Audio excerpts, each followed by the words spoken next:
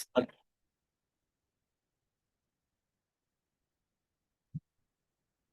கிறிஸ்துவில் அன்பானவர்களே, மறுபடியுமான இன்னொரு ஜூம் கூடுகைக்கு உங்கள் யாவரையும் ஆண்டவராய் இயேசு கிறிஸ்து நாமத்திலே நான் வரவேற்கிறேன். தொடர்ந்து நீங்கள் தந்து வருகிற ஆதரவுகளுக்காக நான் கர்த்தரை நன்றியோடு கூட ஸ்தோத்திரிக்கிறேன். வேதத்தை ஆழமாய் ஆய்ந்து அறிந்து கற்றுக்கொள்ளுகிற இந்த முயற்சிகளில் நாம் இன்னுமாக தேவனுடைய மகிமையை பார்க்கவும், வேதத்தின் ஆழங்களையும் அதிசயங்களையும் பார்க்கவும் அவர்தான் நமக்கு கிருபை தருவாராக. எப்பவும் போல ஒரு ரெக்வெஸ்ட் உங்கள்கிட்ட உண்டு. இந்த நிகழ்ச்சிக்காக, இந்த யூடியூபின் காரியங்களுக்காக நீங்க தொடர்ந்து உங்க ஜெபத்துல நீங்க நினைச்சுக்கோங்க. உங்க நண்பர்களுக்கு, ஆர்வம் உள்ள நண்பர்களுக்கு இதை நீங்க ரெக்கமெண்ட் பண்ணலாம். இந்த இந்த ஜூம் நிகழ்ச்சி எல்லாத்தையுமே நாங்க யூடியூபா மாத்துவோம். ஒரு 2-3 நாட்கள்ல இந்த யூடியூப் ப்ரோக்ராமா வந்துடும். அதை உங்க நண்பர்களுக்கு நீங்க ஷேர் பண்ணி இந்த காரியத்தை பயன்படுத்தலாம். இப்ப நம்ம நிகழ்ச்சிகளுக்குள்ளாக நம்ம போக போறோம். இந்த யாத்திராகமம் 16க்கு போகிறதுக்கு முன்னாடி யாத்திராகமம் 15வது பகுதியுடைய ஒரு சுருக்கமான ரீகேப்பை நம்ம பார்க்கிறோம். அந்த டைட்டில் கூட பார்க்குறீங்க, 9 கண்டும் ஏன் தாமதம், எப்போது விடுதலைன்னு. ரொம்ப அழகான ஒரு தலைப்பு சாம் வச்சிருந்தாப்புல. இப்போ நம்ம இந்த ரீகேப்ல இந்த யாத்திராகமம் 15ல 3 காரியங்களை பார்த்தோம். அது பார்த்ததுல 3 முக்கியமான காரியங்களை பார்த்து மாத்திரம் இப்ப நினைக்க போறோம். முதலாவது 9 வாதைகளின் துவக்கம், தொடர்ச்சி மற்றும் அவைகளின் மூலமாய் பொய்த்து போன அவர்களின் தேவர்கள் பற்றின ஒரு அறிமுகத்தை நம்ம பார்த்தோம். பார்க்க போனீங்கன்னா நீங்க ஒரு ஃப்ளோ சார்ட் மாதிரி ஒவ்வொரு வாதையும் தொடங்கினது, அது எப்படி தொடர்ந்தது, எப்படி நின்றது, யார் ஆரம்பிச்சது அப்படின்னு ஒரு அழகான ஃப்ளோ சார்ட் பார்க்குறவங்களுக்கு அந்த வாதைகளை பற்றின எல்லா தகவல்களும் மனதில் பதிகிற மாதிரி ஒரு ஃப்ளோ சார்ட்டு நம்ம பண்ணி போட்டிருந்தோம். 2வது முக்கியமான ஒரு விஷயம் என்னன்னா, யாத்திராகமம் 5:2ல அதாவது கர்த்தரின், அதாவது யாவேயின் வார்த்தைகளை கேட்கிறதுக்கு அவர் யார் அப்படின்னு பார்வோன் சொன்னதை நம்ம ஏற்கனவே பார்த்தோம். நான் யாவேயை அறியேன், அவன் இஸ்ரவேல் ஜனங்களை நான் போக விடுவதில்லை என்று சொன்ன அதே பார்வோன் தான் இந்த 9 வாதைகளில் அசந்து போனவனாய், நீங்க பாத்தீங்கன்னா அசந்து போனவனாய் அவன் என்ன சொல்றான்னா, குறிப்பா இது யாத்திராகமம் 8வது அதிகாரம் 17வது வசனம். நீங்க 10, 16, 17 நீங்க பாத்தீங்கன்னா, உங்கள் தேவனாகிய கர்த்தருக்கும் உங்களுக்கும் விரோதமாக பாவம் செய்தேன், இந்த ஒரு முறை மாத்திரம் என் பாவத்தை மன்னிக்க வேண்டும், உங்கள் தேவனாகிய கர்த்தர் இந்த சாவை மாத்திரம் என்னை விட்டு விலக்க அவரை நோக்கி விண்ணப்பங்கள் பண்ணுங்கள் என்றான். இந்த ஸ்கிரீன்ல நீங்க பாத்தீங்கன்னா மேல இருக்கிறதுல கர்த்தரை அறியன்னு சொல்றான். இன்னைக்கு கர்த்தரின்னா நம்ம அதை நீங்க யாவே அப்படின்னு நம்ம அதை புரிஞ்சுக்கிறது நல்லது. இங்க என்ன சொல்றான், உங்கள் தேவனாகிய கர்த்தர் அதே யாவையை நோக்கி இந்த சாவை மாத்திரம் என்னை விட்டு விலக்குங்கள்னு சொல்றோம். அப்போ பார்வோன் அந்த அளவுக்கு கலங்கி, இஸ்ரேல் ஜனங்களை அவன் விடுவிக்காட்டி கூட எந்த அளவுக்கு கலங்கி போனான், அவனுடைய நிலையில ஏற்பட்ட மாற்றத்தை நம்ம பார்த்தோம். 3வது காரியம் என்னன்னா, யாத்திராகமம் 11வது அதிகாரத்துல எப்படி 10வது வாதையின் அறிவிப்பு வந்ததுன்னு பலர் நினைத்திருக்கிறபடி, 10வது அதிகாரத்துல ஒரு நீர் என் முகத்தை காண்பதில்லை அப்படின்னு சொன்ன உடனே மோசே அவரை விட்டு போயிட்டார் அப்படின்னு நிறைய பேர் நினைச்சிருந்தாங்க. பிறகு 11வது அதிகாரத்துல பாக்குறப்போ உக்கிர கோபத்தோடு போனார் அப்படின்னு சொல்றப்போ இது எப்படின்னு குழம்புன மக்கள் உண்டு. ஆனா என்னன்னா, அந்த போன 10வது அதிகாரம் கடைசியில பாத்தீங்கன்னா, அவன் பார்வோனை விட்டு போவதில்லை. அப்ப அந்த 11வது அதிகாரத்துல முதல் 3-4 வசனங்கள் வேற விதமா இருக்கிறதுனால நமக்கு அப்படியான ஒரு நினைப்புகள் உண்டு. ஆனா அப்படின்னா நீங்க பாத்தீங்கன்னா ஆனா அத நீங்க கொஞ்சம் ஒதுக்கி வைத்து விட்டு நீங்க என்ன பண்ணணும்னா, அந்த 11வது அதிகாரம் 29வது வசனத்துக்கு பிறகு 10வது அதிகாரம் 29வது வசனத்துக்கு பிறகு 11வது அதிகாரம் 4வது வசனத்தை நாம தொடர்ந்து படிச்சோம்னா அந்த குழப்பங்கள் நமக்கு தேராது. இது நீங்க அந்த பழைய தெய்வங்களோட படத்தை பாக்குறீங்க. இந்த தெய்வங்கள் எல்லாத்தையும் ஒண்ணுமில்லாம பண்ணி போட்டார் அப்படிங்கிறது நமக்கு எல்லாருக்கும் தெரியும். இப்ப நீங்க பாத்தீங்கன்னா 11:4ல மறுபடி கர்த்தர் மோசேயை நோக்கின்னு வரும். பரவாயில்ல. கர்த்தர் அது அந்த வாதையை பத்தின ஒரு அறிவிப்பை கொடுக்கிறாரு.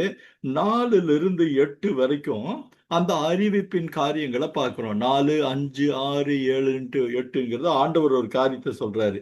சொன்னதுக்கு அப்புறம் 8வது இதுல இன்னொரு அறிவிப்பு கொடுக்கிறாரு. நீ மனசை கடினப்படுத்தினாலும் உமது ஊழியக்காரராகிய இவர்கள் எல்லோரும் என்னிடத்தில் நீயும் உன்னை பின்பற்றுகிறவர்கள் யாவரும் புறப்பட்டு போங்கள் என்று சொல்லுவார்கள். அதன் பின் புறப்படுவேன். நீ விடாட்டியும் அந்த மக்கள் உன்னை விடுவிக்க வைப்பாங்கன்னு சொல்லிட்டு கடைசி வார்த்தை ரொம்ப அழகான வார்த்தை. உக்கிரமான கோபத்தோடே பார்வோனை விட்டு புறப்பட்டான். அந்த உக்கிரமான கோபத்தை நம்ம எப்படி பார்க்கணும்னு கேட்டா, மனுஷர் எல்லாரிலும் சாந்தமானவன் மோசையை போல யாரும் இல்லைன்னு ஒரு இடத்துல பார்க்கிறோம். அந்த சாந்தமான மோசையே உக்கிர கோபத்தோடு புறப்பட்டு போனான்ங்கிறது அந்த சூழ்நிலையுடைய ஒரு இறுக்கத்தையும், அது இல்லாம இத்தனை நடந்தும் கடின மனசுள்ள பார்வோனுடைய செயல்பாடுகளினால் வந்த கோபத்தையும் நமக்கு காட்டுது. புரியுதுங்களா? அப்போ இனி நம்ம மத்த 3 வசனங்களை பார்த்தீங்கன்னா, அதற்கு இன்னொரு காரணமும் உண்டு. 11:1 பார்த்தீங்கன்னா, நீங்க அந்த வசனத்தை பாருங்க. மோசேயை நோக்கி வாதையை பார்வோன் மேலும் எகிப்தின் மேலும் வர பண்ணுவேன், அவன் உங்களை இவ்விடத்திலிருந்து போக விடுவான், சமூலமாய் உங்களை போக விடுவதுமில்லாமல் உங்களை துரத்தி விடுவான் என்று ஆண்டவர் மோசேக்கு சொல்றாரு. அதாவது இந்த 10வது வாதையை அறிவிக்கும் முன்பே ஆண்டவர் அப்படியான ஒரு உறுதியை மோசேக்கு சொல்றாரு. அது ஒரு அறிவிப்புன்னு வச்சுங்க. 2வது 3வது காரியங்களை கூட நீங்க பாத்தீங்கன்னா, இன்னொரு ஆச்சரியம் என்னன்னு கேட்டா, ஏற்கனவே நஷ்டப்பட்டு மிகவும் சிரமப்பட்டு இருந்த அந்த எகிப்திய ஜனங்கள் இப்போது நீங்க அந்த எபிரேய ஜனங்கள் மேல தயவு வைக்கிறாங்கன்னு இருக்கு. அவங்களுடைய கோபம் ஆத்திரமெல்லாம் மாறி அந்த எபிரேய ஜனங்களின் மேல் தயவு வைக்கிறது நிமித்தம் ஆண்டவர் சொல்றாரு 2வது வசனத்துல, ஒவ்வொருவன் அயலானிடத்தில் ஒவ்வொருத்தையும் அவளவள் அயலாளிடத்தில் வெள்ளியுடைமைகளையும் பொன்னுடைமைகளையும் கேட்கும்படி சொல் என்கிறார். அதன்படி 3வது அதிகாரத்துல பாத்தீங்கன்னா, எகிப்தியர் ஜனங்களுக்கு தயவு கிடைக்கும்படி செய்தார். மாத்திரமல்ல, மோசேயுடைய அந்த பிம்பம் எவ்வளவு பெரிதா இருந்தான்னு சொல்லிட்டும் நம்ம பார்த்தோம். இது ரொம்ப ஆச்சரியம். யார் மேல் அந்த எகிப்திய ஜனங்களுக்கு வெறுப்பு இருக்கும், கோபம் இருக்கும் நம்ம நினைச்சிட்டு இருந்தோமோ, அதை மாற்றி அவர்கள் கண்களில மோசேக்கு அவர்கள் கண்களிலும் அவர்கள் மனசிலும் ஆண்டவர் ஒரு பெரிய மாற்றத்தை செய்தது நிமித்தம் அந்த கர்த்தர் யாவே ஜனங்களுக்கு, இஸ்ரேல் ஜனங்களுக்கு எகிப்தியர் கண்களில் தயவு கிடைக்கும்படி செய்தார். மாத்திரமல்ல, மோசே மேல ஒரு பெரிய உயர்ந்த அபிப்பிராயத்தை அந்த ஜனங்கள் எல்லார் கண்களிலும் கிடைக்க கர்த்தர் கிருபை செய்தார். இதுதான் நம்ம போன இதுல பார்த்தது. இனி நம்ம அடுத்த யாத்திரையாமம் 16க்குள்ள நம்ம போறோம். அதாவது இந்த 16க்குள்ள போகிறப்போ பல காரியங்கள் நீங்க இப்ப யாத்திராமம் 16வது எபிசோடுக்குள்ள போறோம். இதுல நீங்க பாத்தீங்கன்னா 12வது அதிகாரத்துல நம்ம ஆரம்பிக்கிறோம். 12:1 இருந்து ஆரம்பிக்கிறோம். இது ஸ்கிரீன்ல இப்படியே இருக்கட்டும். இந்த அதிகாரம் வேதாகமத்தில மிக மிக முக்கியமான ஒரு அதிகாரம். சில முன்குறிப்புகள் இதை பத்தி சொல்ல வேண்டியது இருக்கு. ஏன்னா இந்த யாத்திராகமத்தை எடுத்துட்டீங்கன்னா முதல் 11 அதிகாரங்கள் ஆக்ஷன் ஓரியன்டட் அதிகாரங்கள். நீங்க பாத்தீங்கன்னா ஒவ்வொரு அதிகாரத்திலும் ஏதோ ஒரு செயல்பாடு நடந்து போயிட்டே இருக்குது. அந்த வாதைகளாகட்டும் சரி, நீங்க 1வது அதிகாரத்துல இருந்து பாத்தீங்கன்னா தொடர்ச்சியாக பல சம்பவங்கள், பல காரியங்கள் நடக்குது. அந்த வேகம் இந்த 12வது அதிகாரத்துல வந்தவுடனே ஒரு சிறிய இடைவெளி. ஏன்னா இந்த அதிகாரம் இறையியல் ரீதியாக மிக மிக முக்கியமான ஒரு அதிகாரம். ஏன்னா இத்தனை வருஷம் காத்திருந்த இஸ்ரேல் ஜனங்கள் இந்த 10வது வாதைக்கு பிறகு விடுவிக்கப்பட போறாங்க. அவங்க விடுவிக்கப்பட போறப்போ அவங்க வாழ்க்கையே முழுவதுமாய் மாறப்போகிற அந்த தருணத்துல இருக்கிறாங்க. அப்போ இந்த 12, 13 அதிகாரத்துல அவர்கள் நடக்க வேண்டிய முறைமைகளை பத்தி நடுவுல வாதை வந்தாலுமே அவர்கள் நடக்க வேண்டிய முறைமைகளை பத்தியும் ஆண்டவர் சொல்றாரு. அதுல 12ல ஆரம்பிச்சு 13லயும் வரைக்கும் அது தொடருது. இப்ப இந்த 12வது அதிகாரம் அவ்வளவு ஒரு முக்கியமான ஒரு அதிகாரம். இந்த அதிகாரத்தை நம்ம 4 பாகமாக நம்ம ஒருவேளை பிரிக்க முடியும். முதல் பாகத்துல கர்த்தர் மோசேயிடம் அவர்கள் செய்ய வேண்டிய முறைமைகளை சொல்றார். 1 to 20 வசனம் வரைக்கும். 2வது பகுதியில அதை மோசே இஸ்ரவேல் ஜனங்களிடம் போய் சொல்லுகிறான், பேசுகிறான். 3வது பகுதியில அதை கேட்டு இஸ்ரவேல் ஜனங்கள் செய்கிற ஏற்பாடுகளை நம்ம பார்க்க போறோம். 4வது மறுபடியும் அதை பார்த்த ஆண்டவர் மறுபடியும் மோசேயிடம் பேசி அறிவிக்கிற காரியங்கள் 4வது பாகம். பிறகு லாஸ்ட் 2 வசனத்துல 430 வருடங்களுக்கு பிறகு, நல்லா கவனிங்க, அடிமைத்தனத்திலிருந்து விடுதலையாகிற இஸ்ரவேல் ஜனங்கள் நீ அங்கிருந்து எகிப்திலிருந்து புறப்படுகிற காரியத்தை பார்க்கிறோம். இந்த 12வது அதிகாரம் மிகப்பெரிய ஒரு பெரிய அதிகாரம் சொன்ன 51 வசனங்கள். சோ இது ஒரு இஸ்ரேல் தேசம் உருவான தோக்குள்ளாக நம்ம இருக்கிறோம். இந்த 12வது அதிகாரத்துலதான் அதற்கான துவக்கங்களை நம்ம பார்க்கிறோம். ஏன்னா இந்த அதிகாரத்துல நம்ம புதிய சில வார்த்தைகளை நம்ம பார்க்க போறோம். அந்த வார்த்தைகளை பார்க்கறதுக்கு முன்னாடி அந்த 4 காரியத்தை நீங்க பாருங்க. முதல்ல பார்த்த 4 காரியம் இன்னைக்கு நம்ம ஒருவேளை முதல்ல இருக்கக்கூடிய அந்த முதல் பகுதியை இன்னைக்கு நம்ம கான்சென்ட்ரேட் பண்ண போறோம். அதுல நம்ம கவனத்தை குவிக்க போறோம். அதற்கு முன்னாடி இன்னொரு அறிவிப்பையும் நம்ம சொல்றோம். இந்த பகுதியில தான் பல யூத வார்த்தைகள் நமக்கு வருது. உதாரணத்துக்கு சொல்ல போனா யூத கேலண்டர் பத்தி நம்ம பார்க்க போறோம். பஸ்கான்ற ஒரு காரியத்தை பார்க்க போறோம். ஆண்டவர் சொன்ன காரியங்களின் அந்த அந்த விஷயங்களின் ஒவ்வொரு அடையாளங்களையும் நம்ம பார்க்க போறோம். எப்படி இந்த 12வது அதிகாரத்தின் காரியங்கள் புதிய ஏற்பாட்டுல கிறிஸ்து நமக்காக தன்னை பலியாக ஒப்பு கொடுத்ததை, இந்த படம் கூட ரொம்ப அழகான படம் பாருங்க. இந்த பஸ்கா ஆடு, அடிக்கப்பட்ட பஸ்கா ஆடோட சிலுவையில் அடிக்கப்பட்ட யெஷுவாவை நினைவூட்டுகிற ஒரு அதிகாரம். ஆக இந்த அதிகாரத்தை நம்ம அதிகாரத்தில் இருக்கிற ஒவ்வொரு வார்த்தைகளையும் நம்ம அலசி ஆராய்ந்து பார்ப்பது நமக்கு ரொம்ப ரொம்ப பிரயோஜனமா இருக்கும். பாருங்க, ஒரு வேதத்தை இன்னும் ஆழமாய் கற்றுக்கொள்ளும் போது அந்த சில வார்த்தைகள், சாதாரணமாய் நாம் நினைத்து கொண்டிருக்கிற அநேக வார்த்தைகளுக்கு பின்பாக பொதிந்திருக்கிற ஆழமான அர்த்தங்கள் நமக்கு ஒரு பெரிய ஆச்சரியத்தையும் பரவசத்தையும் கொடுக்கக்கூடும்.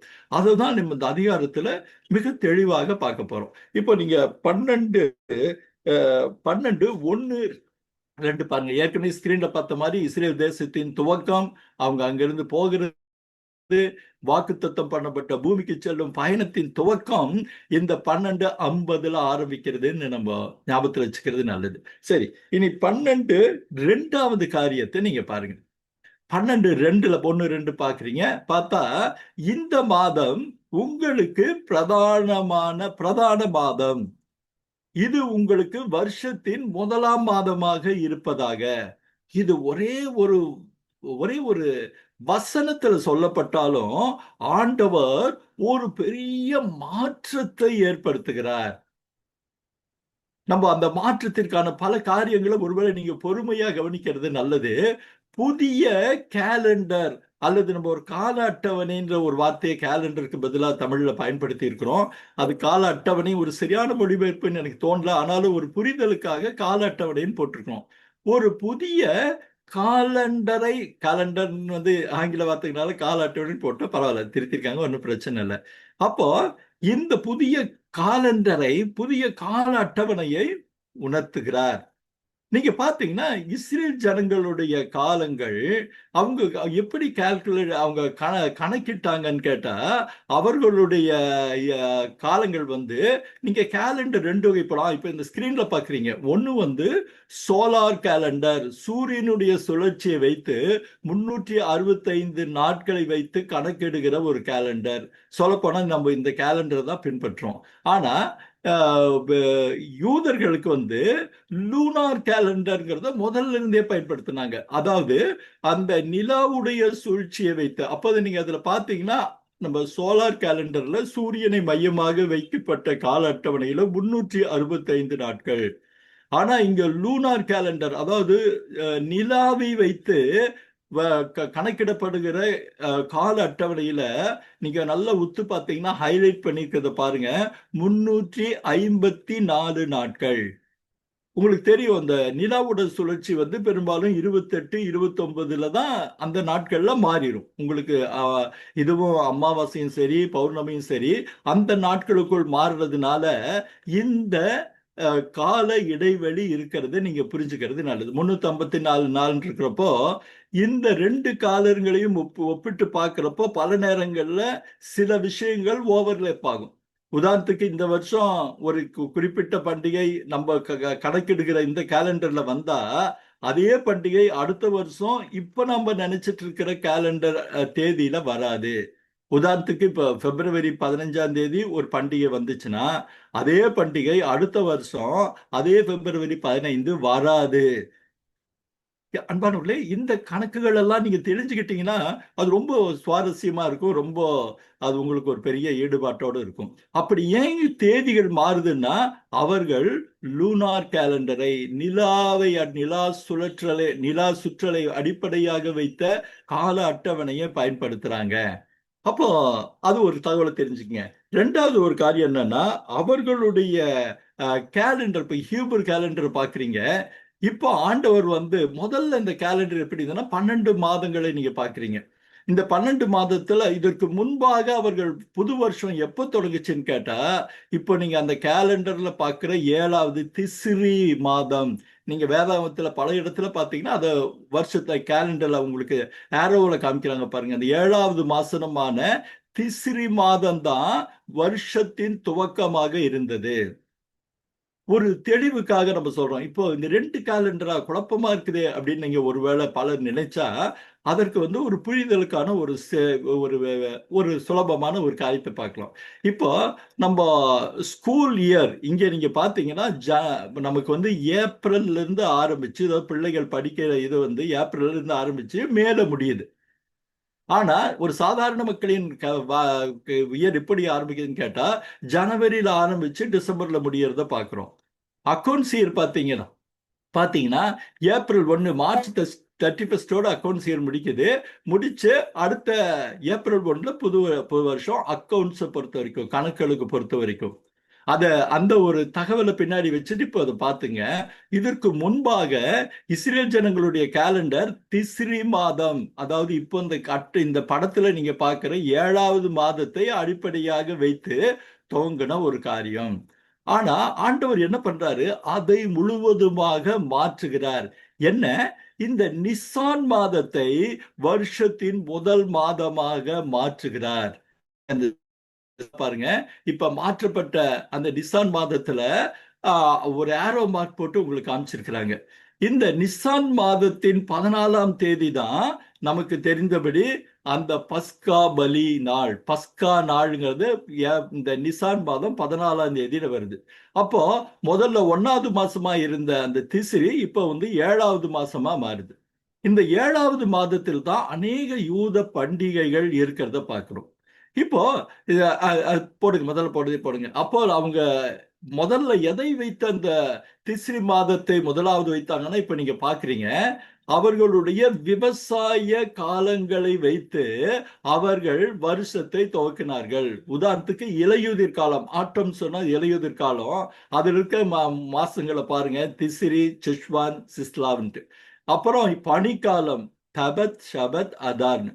அப்புறம் இளவேநீர் காலம், அதாவது நம்ம சீசன் ஆரம்பிக்கிறது நிசான், அயார், சிவான். அப்புறம் கோடை காலம் தமூஸ், ஆவ், எல்லுன்னு பாக்குறீங்க. அப்போ அவர்களது வாழ்க்கை முறையே விவசாய ஒழுங்குகளை அடிப்படையாக வைத்த வாழ்க்கை முறை. ஆனா அந்த வாழ்க்கை முறைய ஆண்டவர் இந்த 2வது வசனத்துல தலைகீழாக மாற்றுகிறார். தலைகீழாகன்னு ஒரு அர்த்தத்துக்காக சொல்றேன், வேறு விதமாக மாற்றுகிறார். அதுதான் சரியான வார்த்தை. இந்த வேறு விதமான மாதம் என்னன்னு கேட்டா நிசான் மாதம் வருஷத்தின் 1ஆம் மாதமாக மாறுகிறது. அப்போ இதோடைய ஒட்டுமொத்தமா நம்ம புரிஞ்சுக்க வேண்டிய ஒரு காரியம் என்ன, விவசாயத்தை மையமாக வைத்த அவர்களது வாழ்க்கை அல்லது அந்த கால அட்டவணை இந்த விடுதலைக்கு பிறகு அல்லது புதிய இஸ்ரேல் மக்களுக்கு அவருடைய செயல்பாட்டை வைத்து வருஷம் துவக்குது. ஏன்னா நிசான் மாதத்துல தான் அந்த விடுதலை அவங்களுக்கு கிடைக்குது. சோ இனி வரப்போகிற இஸ்ரேல் மாதத்துல அவர்களுக்கு யார் முக்கியம், எது முக்கியம்? இந்த பஸ்காவிலிருந்து அந்த வருஷம் துவங்குது. ஏன்? 430 வருஷங்களாக அடிமையாய் இருந்த அவர்கள் இந்த நிசான் மாதத்தில் தான் விடுதலையாகி தங்களுக்கு வாக்கு தத்தம் பண்ணப்பட்ட தேசத்திற்கு போகிறார்கள். அது ரொம்ப சுருக்கமா பாருங்க. இந்த புதிய காலண்டர் அவர்கள் கை கொண்டு வந்த விவசாயத்தின் அடிப்படையில் இல்லாமல் அவர் செய்த புதிய விடுதலையின் அடிப்படையில் அமைய போகிறது. இது ஒரு முதல் சத்தியம் பாருங்க. ரொம்ப அற்புதமான இந்த பகுதியில நம்ம கற்றுக்கொள்ள வேண்டிய முதல் சத்தியத்துடைய துவக்கம் இது. ஏன் அப்படின்னா, இதை நம்முடைய வாழ்க்கைக்கு நம்ம எப்படி நம்ம அப்பியாசித்து பார்க்கிறோம்னா, நம்ம ஆண்டவரை சரியாக அறிவதற்கு முன்பாக நம்முடைய வாழ்க்கை முறை வேறு ஒரு கால அட்டவணையில் இருந்தது. ஆனால் நாம் ஆண்டவரை தெரிந்து கொண்ட பிறகு நம்முடைய கால அட்டவணையிலிருந்து நம்மை மாற்றுகிறார். இந்த புதிய கால அட்டவணையில நமக்கு என்ன சொல்றாரு? அவரின் செயல்பாடுகளை பிரதானமா வைக்கிறாரு. ஒருவேளை நான் ஆண்டவர் தெரிஞ்சுக்கிறதுக்கு முன்னாடி ஞாயிற்றுக்கிழமை எல்லாம் ஒரு ஞாயிறு ஆராதனை வொர்ஷிப் எல்லாம் எனக்கு ஒரு பெரிய விஷயமா தெரிஞ்சிருக்காது. அது 10 11 இருந்ததா இருக்கலாம். ஆனால் என்றைக்கு நான் ஆண்டவரை தெரிஞ்சுக்கிறேனோ, ஆண்டவருடைய இரத்தத்தால் கழுவப்பட்டு தொடப்பட்டு அவரை நான் இரட்சகராக ஏற்றுக்கொண்டேனோ, என்னுடைய வாழ்க்கை அதற்கு ஏற்ற விதமாக அவருடைய காரியங்களை மையமாக வைத்து என்னுடைய வாழ்க்கை மாறுகிறது. சோ இந்த சத்தியத்தை 2வது வசனத்திலேயே நமக்கான ஒரு இன்புட்டாக, நமக்கான ஒரு அறிவுறுத்துதலாக நம்ம எடுத்துக்க முடியும். அப்போ நம்மளுடைய செயல்கள் முக்கியம் இல்ல. நம்ம எது முக்கியம்னு கேட்டா, ஆண்டவரை தேடுவதும் ஆண்டவரை அறிந்திருப்பதும் எல்லாவற்றை விட முக்கியங்கிற ஒரு சத்தியத்தை நம்ம இதுல தெரிஞ்சுக்கிறோம். இனி நம்ம 3வது வசனத்துக்குள்ள நம்ம போறோம். நீங்க பாத்தீங்கன்னா அந்த நிசான் மாதம் போட்டப்போ அதை ஹைலைட் பண்ணி காமிச்சிருக்கிறாங்க. ஹைலைட் பண்ணி இந்த நிசான் மாதம் 14ங்கிறத போன டைம் ஸ்கிரீன்ல பாத்தீங்க. இப்ப 3ல பாருங்க. நீங்கள் இஸ்ரவேல் சபையாரை நோக்கி இந்த மாதம் 10ஆம் தேதியிலே வீட்டு தலைவர்கள் வீட்டுக்கு ஒரு ஆட்டுக்குட்டியாக ஒவ்வொருவரும் ஒரு ஆட்டுக்குட்டியை தெரிந்து கொள்ள கடவர்கள் அப்படின்னு நம்ம பாக்குறோங்க. இதிலிருந்து அந்த புதிய வாழ்க்கைக்கான நியமங்கள், இதிலிருந்து நல்லா கவனிங்க, புதிய வாழ்க்கைக்கான நியமங்கள் துவங்குகிறது. இப்ப நீங்க இதெல்லாம் இஸ்ரேல் ஜனங்களுக்கு ரொம்ப புதியான விஷயம். ஏன்னா இதுதான் அவர்கள் அனுசரிக்க போகிற முதல் பாஸ்கா அல்லது பஸ்கா அல்லது பாஸ்ஓவர். இதை நம்ம ரொம்ப தெளிவா புரிஞ்சுக்கணும். அது எப்படி வருதுங்கிறதுக்கு முன்னாடி ஆண்டவர் 10வது வாதை எகிப்திற்கு வரும் முன்பாக இஸ்ரேல் ஜனங்கள் தாங்கள் செய்ய வேண்டிய நியமங்களை பெறார். அவர் வர்றதையும் இதுல ஒரு பகுதியா இருக்குது. ஆனா அதற்கு முன்னாடி நியமங்கள்ல தான் இந்த காரியம் இருக்குது. இதை நம்ம படிக்கிறப்போ ஒருவேளை நம்ம ஏற்கனவே நம்ம முதல்ல இந்த கால அட்டவணையை நம்ம புரிஞ்சுக்கிட்டோம், விவரமாவே புரிஞ்சுக்கிட்டோம். 2வது அவர் சொல்லுகிற காரியங்களுக்கு பின்பாக இருக்கிற அந்த முக்கியத்துவங்களை நம்ம பார்க்க போறோம். இப்ப 3வது வசனத்தில் நம்ம பார்த்தோம் இல்லையா? ஒவ்வொரு வீட்டில் இஸ்ரேல் சபையார் யாவரும் நீங்க பாத்தீங்கன்னா ஒவ்வொருவரும் ஒரு வீட்டுக்கு ஒரு ஆட்டுக்குட்டியை தெரிந்து கொள்ள கடவர்கள். இந்த ஆட்டுக்குட்டி எதுக்கு அப்படின்னு நீங்க பாத்தீங்கன்னா, வீட்டில் இருக்கிறவர்கள் அந்த ஆட்டுக்குட்டியை புசிக்கிறதற்கு ஏதுவாக, அதாவது ஒரு வீட்டுக்கு தேவையான ஆட்டுக்குட்டியை அவங்க தெரிஞ்சுக்கணும். அந்த ஆட்டுக்குட்டி தான் அந்த பஸ்காவுடைய உணவாக அவர்களுக்கு மாறுகிறது. அன்பானவர்களே, இது ரொம்ப ஒரு ஆச்சரியமான அற்புதமான ஒரு விஷயம். இந்த ஆட்டுக்குட்டி அப்படிங்கிற ஒரு காரியத்தை நம்ம தெரிஞ்சுக்கிறது நல்லது. இந்த ஆட்டுக்குட்டி என்ன ஆட்டுக்குட்டி? பஸ்கா ஆட்டுக்குட்டி. அதுல ஒரு குறிப்பை நீங்க கவனிங்க. 10ஆம் தேதியிலே வீட்டு தலைவர்கள் ஆட்டுக்குட்டியை தெரிஞ்சிடுறாங்க. அதாவது நிசான் மாதம் 10ஆம் தேதி. அது பிறகு அடிக்கப்படுவது எப்போ? நிசான் மாதம் 14ஆம் தேதி. அப்போ இடையில்பட்ட நாட்கள் எவ்வளோ? 4 நாட்கள் இருக்குது. அந்த 4 நாட்கள் நீங்க இதுல நீங்க பாத்தீங்கன்னா அந்த ஒரு கேலண்டர்ல போட்டிருக்காங்க.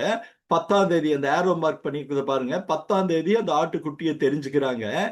பிறகு 14ஆம் தேதி அந்த ஆட்டுக்குட்டியை அவர்கள் அடிக்க வேண்டும், அல்லது அந்த ஆட்டுக்குட்டி கொல்லப்பட வேண்டும். அதையும் அந்த ஏரோ போட்டு காமிச்சிருக்காங்க. இந்த ஸ்கிரீன் இப்படியே இருக்கட்டும்.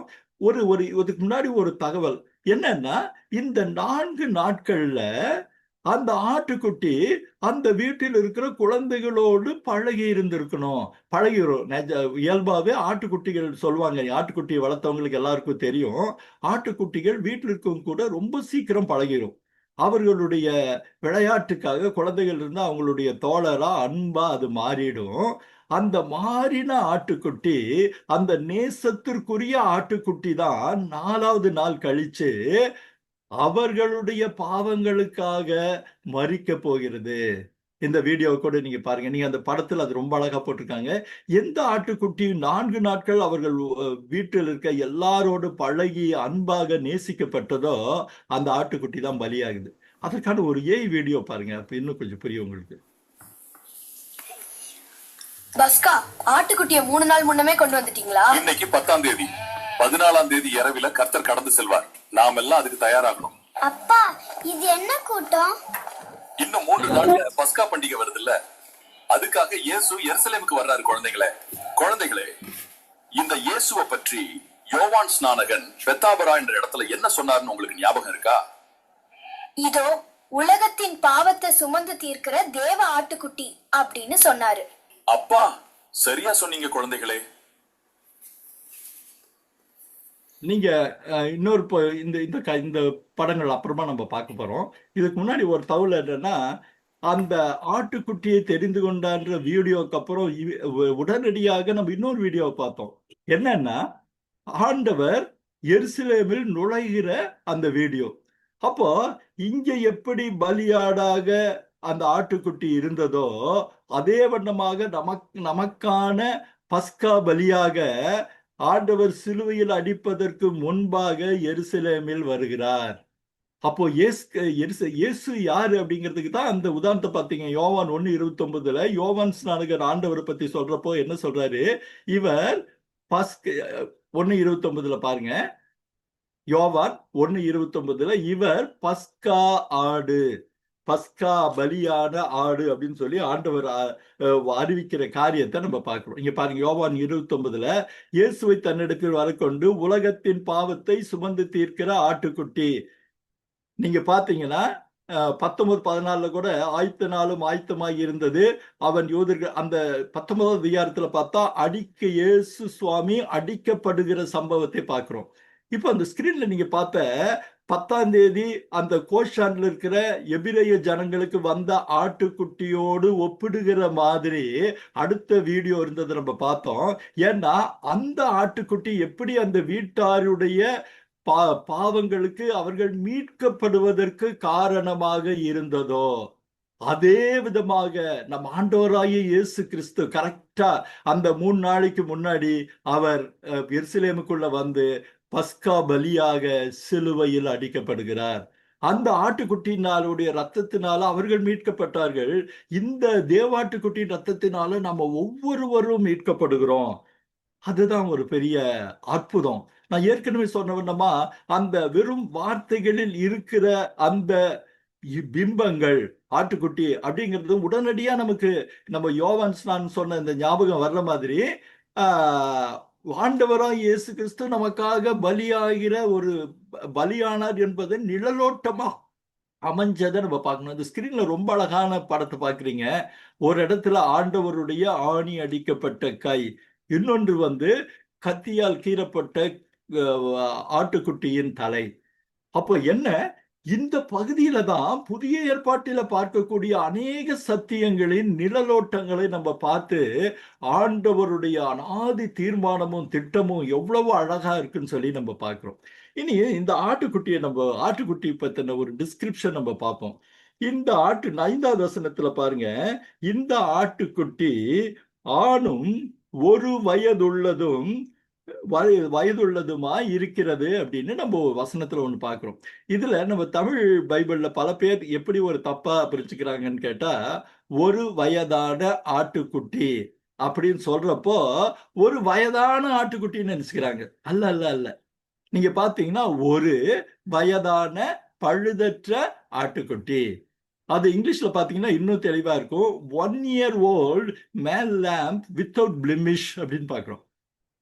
இதுல பாத்தீங்கன்னா ஆட்டுக்குட்டியை தான் ஆண்டவர் தெரிவு செய்யறாரு, பெண் ஆட்டுக்குட்டியை தெரிவு செய்யறது இல்ல. நீங்க பாருங்க, பெண் ஆடு பஸ்காவை பலியிடப்படவில்லை நம்ம பார்க்கிறோம்.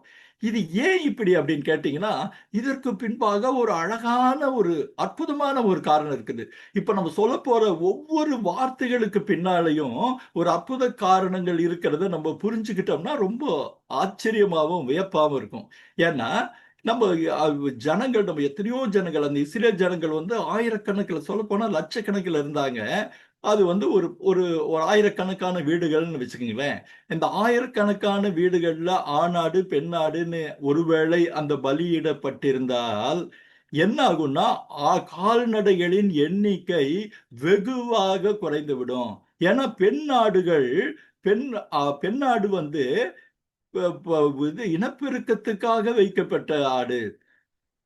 ஆக அந்த பெண்ணாடு ஒருவேளை பலியாகிவிட்டால் ஆட்டுக்குட்டி பறக்கிறது நின்று போய் அந்த ஒரு கால்நடையின் அளவு மிக குறைஞ்சிடுங்கிறதுனால பெண்ணாடுகளை பஸ்காவாக பலியிடப்படவில்லை, வெறும் ஆணாடுகள் தான். இன்னொரு குயிக் கம்பேரிசன் பார்த்தீங்கன்னா, ஆண்டவரையும் நீ ஞாபகத்தில் வச்சுக்கிறது நல்லது. பல பேர் சொல்றாங்க, ஆனா வந்து அவரும் வந்து ஆண்கிறது நமக்கு நல்லா இருக்கும் தெரியும். அப்போ இன்னொரு காரியத்தை பாருங்க, அது 1 வயதுள்ளதாய் இருக்கும் அப்படின்னு. இந்த 1 வயதுள்ளதாங்கிறப்போ நீங்க இன்னொரு காரியத்தை நீங்க கவனிக்கிறது நல்லது. என்னன்னா, இந்த சம்பவம் நடக்கிறது நிசான் மாதம்னு நம்ம பார்த்தோம். அந்த நிசான் மாதத்தினா பிறக்கிறப்போ, நிசான் மாதங்கிறப்போ இந்த ஆட்டுக்குட்டி என்னவா இருந்திருக்கணும்? போன வருஷத்துக்கு நிசான் அல்லது அதுக்கு அடுத்த மாசத்துல, இல்ல அதுக்கு 1 மாசத்துக்கு முன்னாடி பிறந்த ஆட்டுக்குட்டியாக இருக்க வேண்டும். இப்ப நீங்க ஒருவேளை நமக்கு அந்த பெத்லேமின் நட்சத்திரத்தை பார்க்கிறப்போ, நம்ம வந்து நிசான் மாதத்திலே, அதாவது அந்த குளிர் காலத்துல பெத்லகேமிலே மேய்ப்பர்கள் ஆட்டுக்குட்டியை வைத்து பராமரித்து ஆட்டு மந்தையை காத்து கொண்டிருந்தார்கள் நம்ம பார்க்கிறோம் இல்லையா? பல அகழ்வாராய்ச்சி தகவல்கள் என்ன சொல்லுது? இந்த பஸ்கா பலிக்காக தான் அவர்கள் ஆடுகளை மிகவும் பத்திரமாக மேய்ப்பர்கள் விசேஷித்த கவனம் எடுத்து பெத்லகேமிலே பார்த்து கொண்டிருந்தார்கள். நீங்க ஒருவேளை இந்த பெத்லகேம் நட்சத்திரம் பத்தி, நமக்கு அந்த நட்சத்திரத்தை பத்தின எபிசோட் நீங்க பாத்தீங்கன்னா, ஆண்டவருடைய பிறந்த நாள் நிசான் மாதத்தை சுற்றி வருகிறது, ஏப்ரல்ல வருகிறதுங்கிறத நம்ம பார்த்தோம். நம்ம அது இப்ப ஸ்கிரீன்ல கூட பார்க்க போறது இல்ல, ஒரு உதாரணத்துக்கு சொல்ல வரேன். அப்போ 1 வயதுங்கிறப்போ எந்தவித குறைபாடுகளும் இல்லாமல் பஸ்காவுக்கென்றே உருவாக்கப்பட்ட ஆடுகள் பிற்காலத்தில் இருந்தது.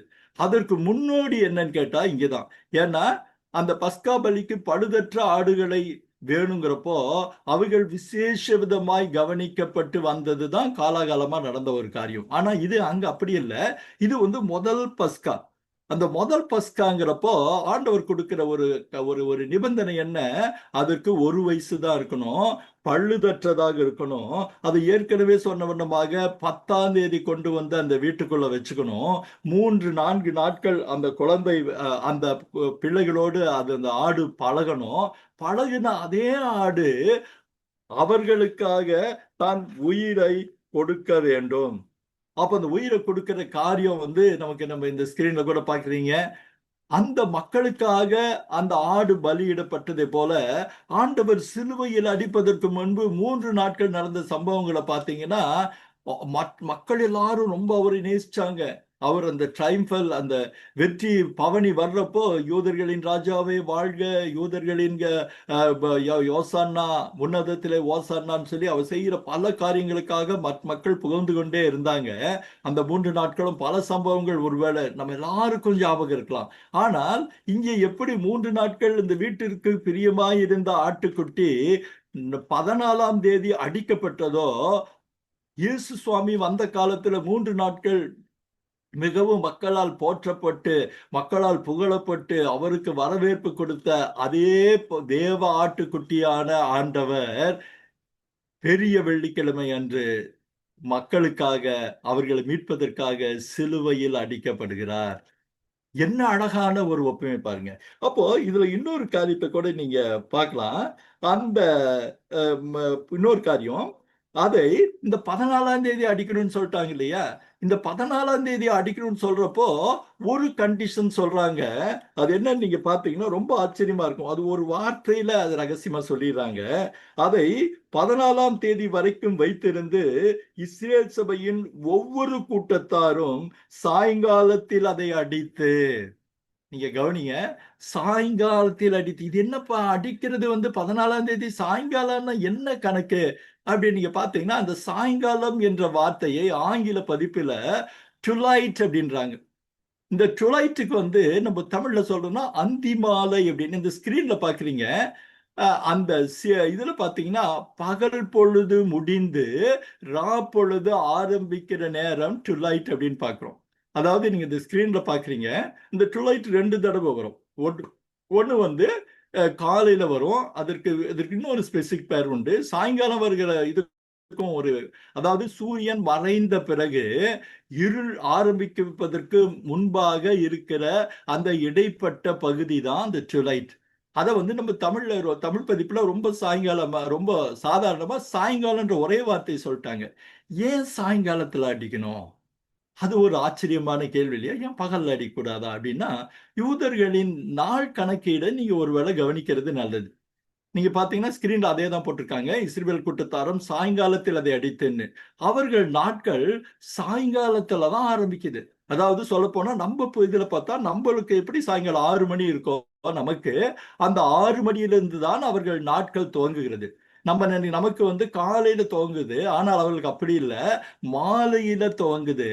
அப்ப நீங்க பாத்தீங்கன்னா மாலையில 6 மணினா 6 மணியிலிருந்து 9 மணி முதலாம் ஜாமம், 9ல இருந்து 12 இரண்டாம் ஜாமம், 12ல இருந்து 3 மூணாம் ஜாமம், 3ல இருந்து 6 நாலாம் ஜாமம்.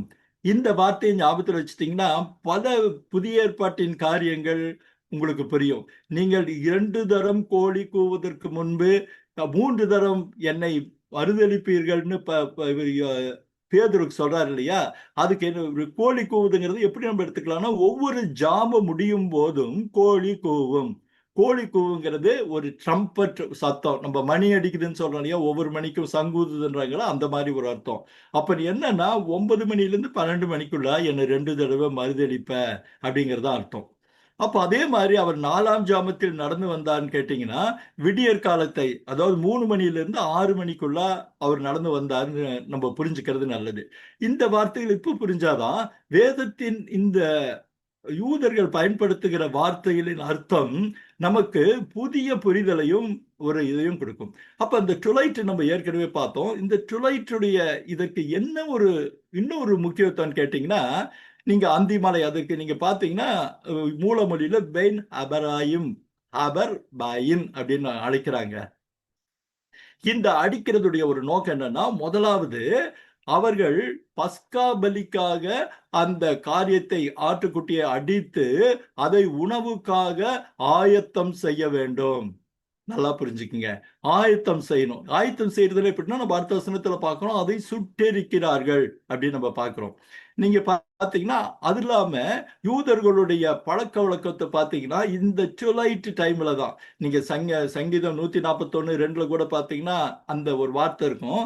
இந்த நேரத்தில் அவர்கள் அர்ப்பணிப்பு, உடன்படிக்கையை நினைப்பது, பிரார்த்தனை எல்லாம் நிறைவேற்றுகிற ஒரு நேரம். எவ்வளவு அழகான ஒரு நேரத்துல அந்த பலியாகிறத நம்ம நாட்டுக்குட்டிய பலியா அவர்கள் கொடுக்கறத பாக்குறோம். அதாவது இந்த சாயங்காலம் நம்ம புரிதலுக்காக அப்படி ஞாபகத்தில் வச்சுட்டானா, அந்த டுலைட் நேரத்துல அவர்கள் அர்ப்பணிப்பின் நேரம், உடன்படிக்கையை நினைக்கிறது நேரம், பிரார்த்தனையின் நேரம் அப்படிங்கிறத புரிஞ்சுக்கிறது ரொம்ப நல்லது. அது இல்லாம இன்னொரு 3 அழகான அர்த்தங்கள் இருக்குது. அது என்னன்னா, இந்த டுலைட் அப்படிங்கிறது வெளிச்சத்திற்கும் இருளுக்குமான எல்லை கோடு. புரியுதுங்களா? அதாவது பகல் வெளிச்சத்துக்கும் ராத்திரி வரப்போற இருளுக்குமான நடுவில் இருக்கிற ஒரு எல்லை கோடு தான் இந்த டுலைட். இப்போ இவர்களுடைய பின்னணியிலிருந்து பாத்தீங்கன்னா அப்புறம் அவங்க சுதந்திரமாக போறாங்க. அப்ப நீங்க அடிமைத்தனத்தில் இருந்த முந்தின நாளிலிருந்து சுதந்திரத்திற்கான அடுத்த நாளுக்கு நடுவில் இருக்கிற எல்லை கோடு தான் இந்த நிசான் மாதம் நம்ம கணக்குல இருக்கிற 14ஆம் தேதி சாயங்காலம்.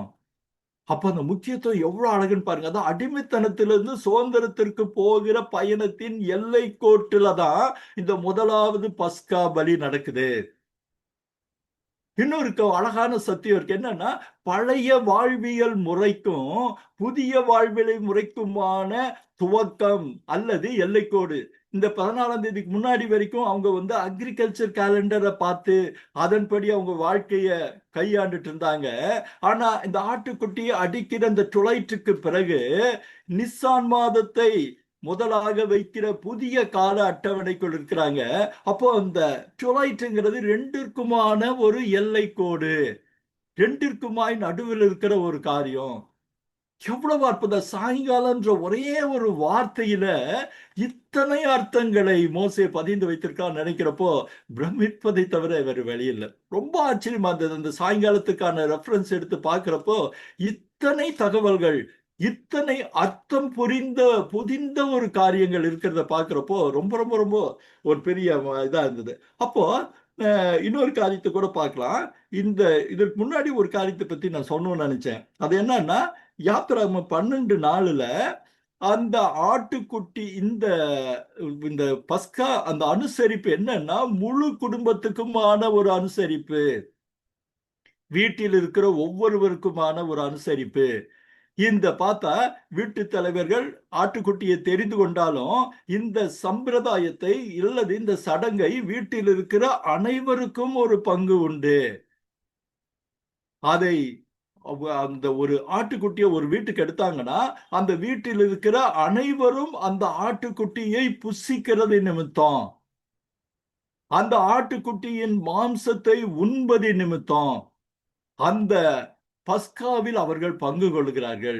இதுல என்னன்னா, அவங்க சாப்பிட்டது போக மிச்சத்தை என்ன பண்றாங்க, மிச்சத்தை நீங்க சர்வாங்க தகனியை போல நீங்க பாத்தீங்கன்னா மீதம் உள்ளதை எரித்து விட வேண்டும் அப்படின்னு சொல்றதை பார்க்கிறோம்.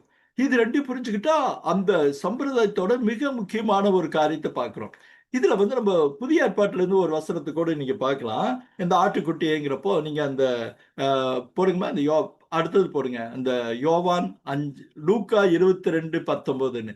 இப்ப நம்ம ஆண்டவருக்கும் இந்த ஆட்டுக்குட்டியை ஒப்பிட்டுக்கிட்டே இருக்கிறோம் பாருங்க. அந்த பஸ்காவின் ஆட்டுக்குட்டியை இந்த மக்கள் உண்பதை போல ஆண்டவர் என்ன சொல்றாரு, அந்த அடையாளப்படுத்துகிற மாதிரி லூக்கா 22:19 என்ன சொல்றாரு, அவரை பற்றி சொல்லும் போது ஸ்தோத்திரம் பண்ணி அதை பிட்டு நம்ம இப்பவும் நம்ம திருவிருந்துல பங்கு கொள்றப்போ அந்த பஸ்கா பலியை நாம் நினைவு கூறுகிறோம். ஏன்னா ஆண்டவர் என்ன சொல்றாரு, இது உங்களுக்காக கொடுக்கப்படுகிற என்னுடைய சரீரமாய் இருக்கிறது. அப்பா அந்த ஆட்டுக்குட்டி எப்படி அவர்களை புதிய வாழ்க்கைக்கு கொண்டு போகிற துவக்கமாய் இருந்ததோ, நாம் ஒவ்வொரு முறை திருவிருந்திலே பங்கு கொள்ளுகிறப்பவும் நாம் புதிய வாழ்க்கையின் துவக்கமாக அது இருக்கணும். நீங்க அதுக்கு அடுத்த வசனத்தை பாருங்க. ஆண்டவர் இதை தின்று என் மாம்சத்தை நீங்க சரீரமாயிருக்கிறது, அதாவது இந்த அப்பம் என் சரீரமாய் இருக்கிறதுங்கிறாரு. இன்னொன்னு நீங்க யோவான் 6 நீங்க 6 கரெக்ட் எடுத்துட்டாங்க. 6 இதுல பார்த்தா திரும்ப தன்னை அவர் அந்த ஆட்டுக்குட்டியின் நிழலாக சொல்வதை பார்க்கிறோம். பாத்தீங்கன்னா, உலகத்தின் ஜீவனுக்காக நான் கொடுக்கும் என் மாம்சமே அப்படிங்கிறாரு. அப்போ என்னன்னா, யூதர்கள் என்ன சொல்றாங்க, இவன் தன்னுடைய மாம்சத்தை எப்படி நமக்கு புசிக்க கொடுப்பான் என்று தங்களுக்குள்ளே வாதம் பண்ணினார்கள். அதற்கு இயேசு, நீங்கள் மனுஷகுமாரனுடைய மாம்சத்தை புசியாமலும் அவருடைய இரத்தத்தை பானம் பண்ணாமலும் இருந்தால் உங்களுக்குள்ளே ஜீவனில்லை என்று சொல்லுகிறேன். நீங்க அந்த முதல் வசனத்தை பாருங்க, அந்த பஸ்கா பலியின் ஆட்டை வீட்டில் உள்ள அனைவரும் உண்ண வேண்டும். வீட்டில் யார் இருக்காங்களோ சிறுவர்களிலிருந்து பெரியவர்கள் வரை அனைவரும் அதை சாப்பிடணும். அப்படி சாப்பிட்டா மாத்திரம்தான் அவர்களுக்கு மீட்பு உண்டு. இல்ல அவர்கள் புதிய வாழ்க்கைக்குள்ளே போகிறதின் அடையாளமாக அது இருக்கும். அவர்கள் ஒரு புதிய வாழ்க்கையிலே அவர்கள் இணங்கி போகிற ஒன்றாக இருக்கும். அததான் ஆண்டவர் இந்த இடத்துல தான் பஸ்கா பலிங்கிறதும் மறைமுகமா சொல்றாரு. நவீன இந்த நாட்களில் நமக்கான பஸ்கா பலியாக இருக்கணும். நீங்க பாத்தீங்கன்னா, அயல் வீட்டுக்காரனும் இருக்க வேண்டும் அவனும் புசிப்பு. அதாவது இதோடைய இந்த வசனத்துடைய மொத்த அர்த்தம் என்னன்னு கேட்டா, வீட்டில் இருக்கிற அனைவரும் பங்கு கொள்ளுகிற ஒரு ஒரு காரியமாக இந்த பஸ்கா காரியம் இருக்க வேண்டும். இதை நம்ம ரொம்ப தெளிவா புரிஞ்சுக்கணும் வேணும் அன்பார்களே.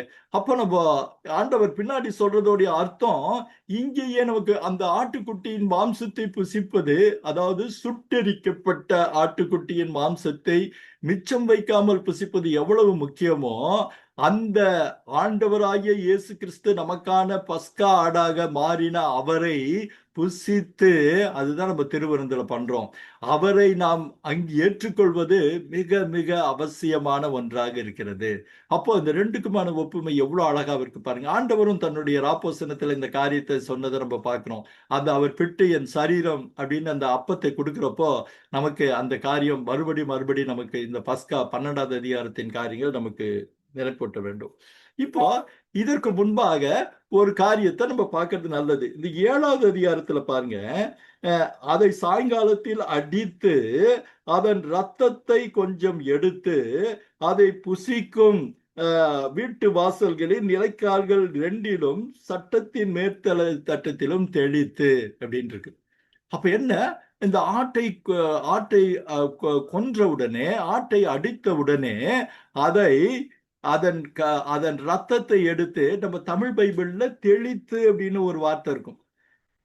ஆனா அன்பார்களை தெளித்தல் அல்ல, ஸ்மியார். பாருங்க, நான் 12:7 நீங்க உங்க பைபிள் தமிழ் பைபிள் பாத்தீங்கன்னா தெளித்துன்னு இருக்கும். ஆனா தெளித்து அல்ல, ஸ்மியாருங்கிறது தான் சரியான வார்த்தை. ஸ்மியாருங்கிறதுக்கு என்ன அர்த்தம்னு கேட்டா பூசப்படுதல். பூசப்படுதல், ஒரு இடத்துல இருக்கிறத மறைச்சு அதுக்கு மேல பண்ற ஒரு காரியம் தான் ஸ்மியர். இதை நீங்க இன்டர்நேஷனல் வெர்ஷன்ஸ்ல நீங்க பாத்தீங்கன்னா எல்லா இடத்துலயும் பல பதிப்புகள் அப்படிதான் சொல்லுது. நீங்க பாருங்க, NLVல இருக்குது ஸ்மியார் அப்படின்னு இருக்கு. பல இன்னொரு இதுல கூட பாத்தீங்கன்னா ஸ்மியார் அப்படின்னு நம்ம பாக்குறோம். பல நீங்க வேதாந்தத்தின் பல பகுதியில பார்த்தா ஸ்மியார் இருக்கும். அது என்னமோ தமிழ்ல தெளித்தல் அப்படின்னு இருக்கு. தெளித்தல் இல்லை. ஆனா ஏன் பூசணும், நிலைக்கால்கள்ல ஏன் பூசணும் அப்படின்னு ஒரு பெரிய கேள்வி இருக்கு. அந்த ரத்தத்தை அந்த நிலைக்கால்ல பூசினதுக்கு அப்புறம் தான் அந்த ஆட்டுக்குட்டியின் சரீரத்தை சுட்டெரிப்பார்கள். அப்போ நமக்கு இதுவரைக்கும் நாம் புரிந்து கொண்டிருந்த ஒரு காரியம் என்னன்னா, அந்த நிலைக்கால்கள் மேல் பூசப்பட்டு இருக்கிற ஆட்டுக்குட்டியின் ரத்தத்தை சங்கார தூதன் பார்த்து அந்த வீட்டுல ஆக்கினைக்கு வராமல் அவன் கடந்து போவான் அப்படிங்கிற காரியத்தை நம்ம பார்த்தோம். ஆனா அன்பாடு இந்த இன்னொரு சுவாரஸ்யமான தகவலை நான் உங்ககிட்ட பகிர்ந்துக்கணும்னு ஆசைப்படுறேன். இந்த யாத்திராகமத்தை பத்தி சால்வேஷன் டிவியில ஒரு ப்ரோக்ராம் பண்ணிட்டு இருந்தோம் நாங்க ஒரு சில வருஷங்களுக்கு முன்பாக. அப்போ தமிழகத்தின் மூத்த ஆயர் ஒருத்தர் ஒரு புதிய ஆர்கியாலஜிக்கல் எவிடன்ஸ் பத்தின ஒரு சின்ன ஒரு பேப்பரை எனக்கு அனுப்பிச்சிருந்தார். அது பாருங்க, நீங்க ரொம்ப யாத்திராம் பண்றதுக்கு ரொம்ப யூஸ்ஃபுல்லா இருக்கும்னு. அது என்னன்னா, இந்த இஸ்ரேல் ஜனங்கள் எகிப்தில் வாழ்ந்த இடத்தில் செய்த அகழ்வாராய்ச்சி பற்றின ஒரு தகவல். அந்த தகவல் என்ன நீங்க பாத்தீங்கன்னா, அந்த இஸ்ரேல் ஜனங்கள் எகிப்தில வாழ்ந்தவங்க எகிப்து ஜனங்களை போல மண் வீடுகளில் தான் வாழ்ந்தாங்க. நல்லா புரிஞ்சுக்கங்க, மண் வீடுகள் தான் வாழ்ந்தாங்க. ஆனா அந்த கதவு நிலவுகள் இங்க பாத்தீங்கன்னா உட்டு மாதிரி தெரியுது. ஆனா இந்த நிலவுகள் நமக்கு தெரியும், கதவு சட்டம் நிலவு எல்லாமே கற்களினால் செய்யப்பட்டவை. பாருங்க, மரத்தினால் அல்ல.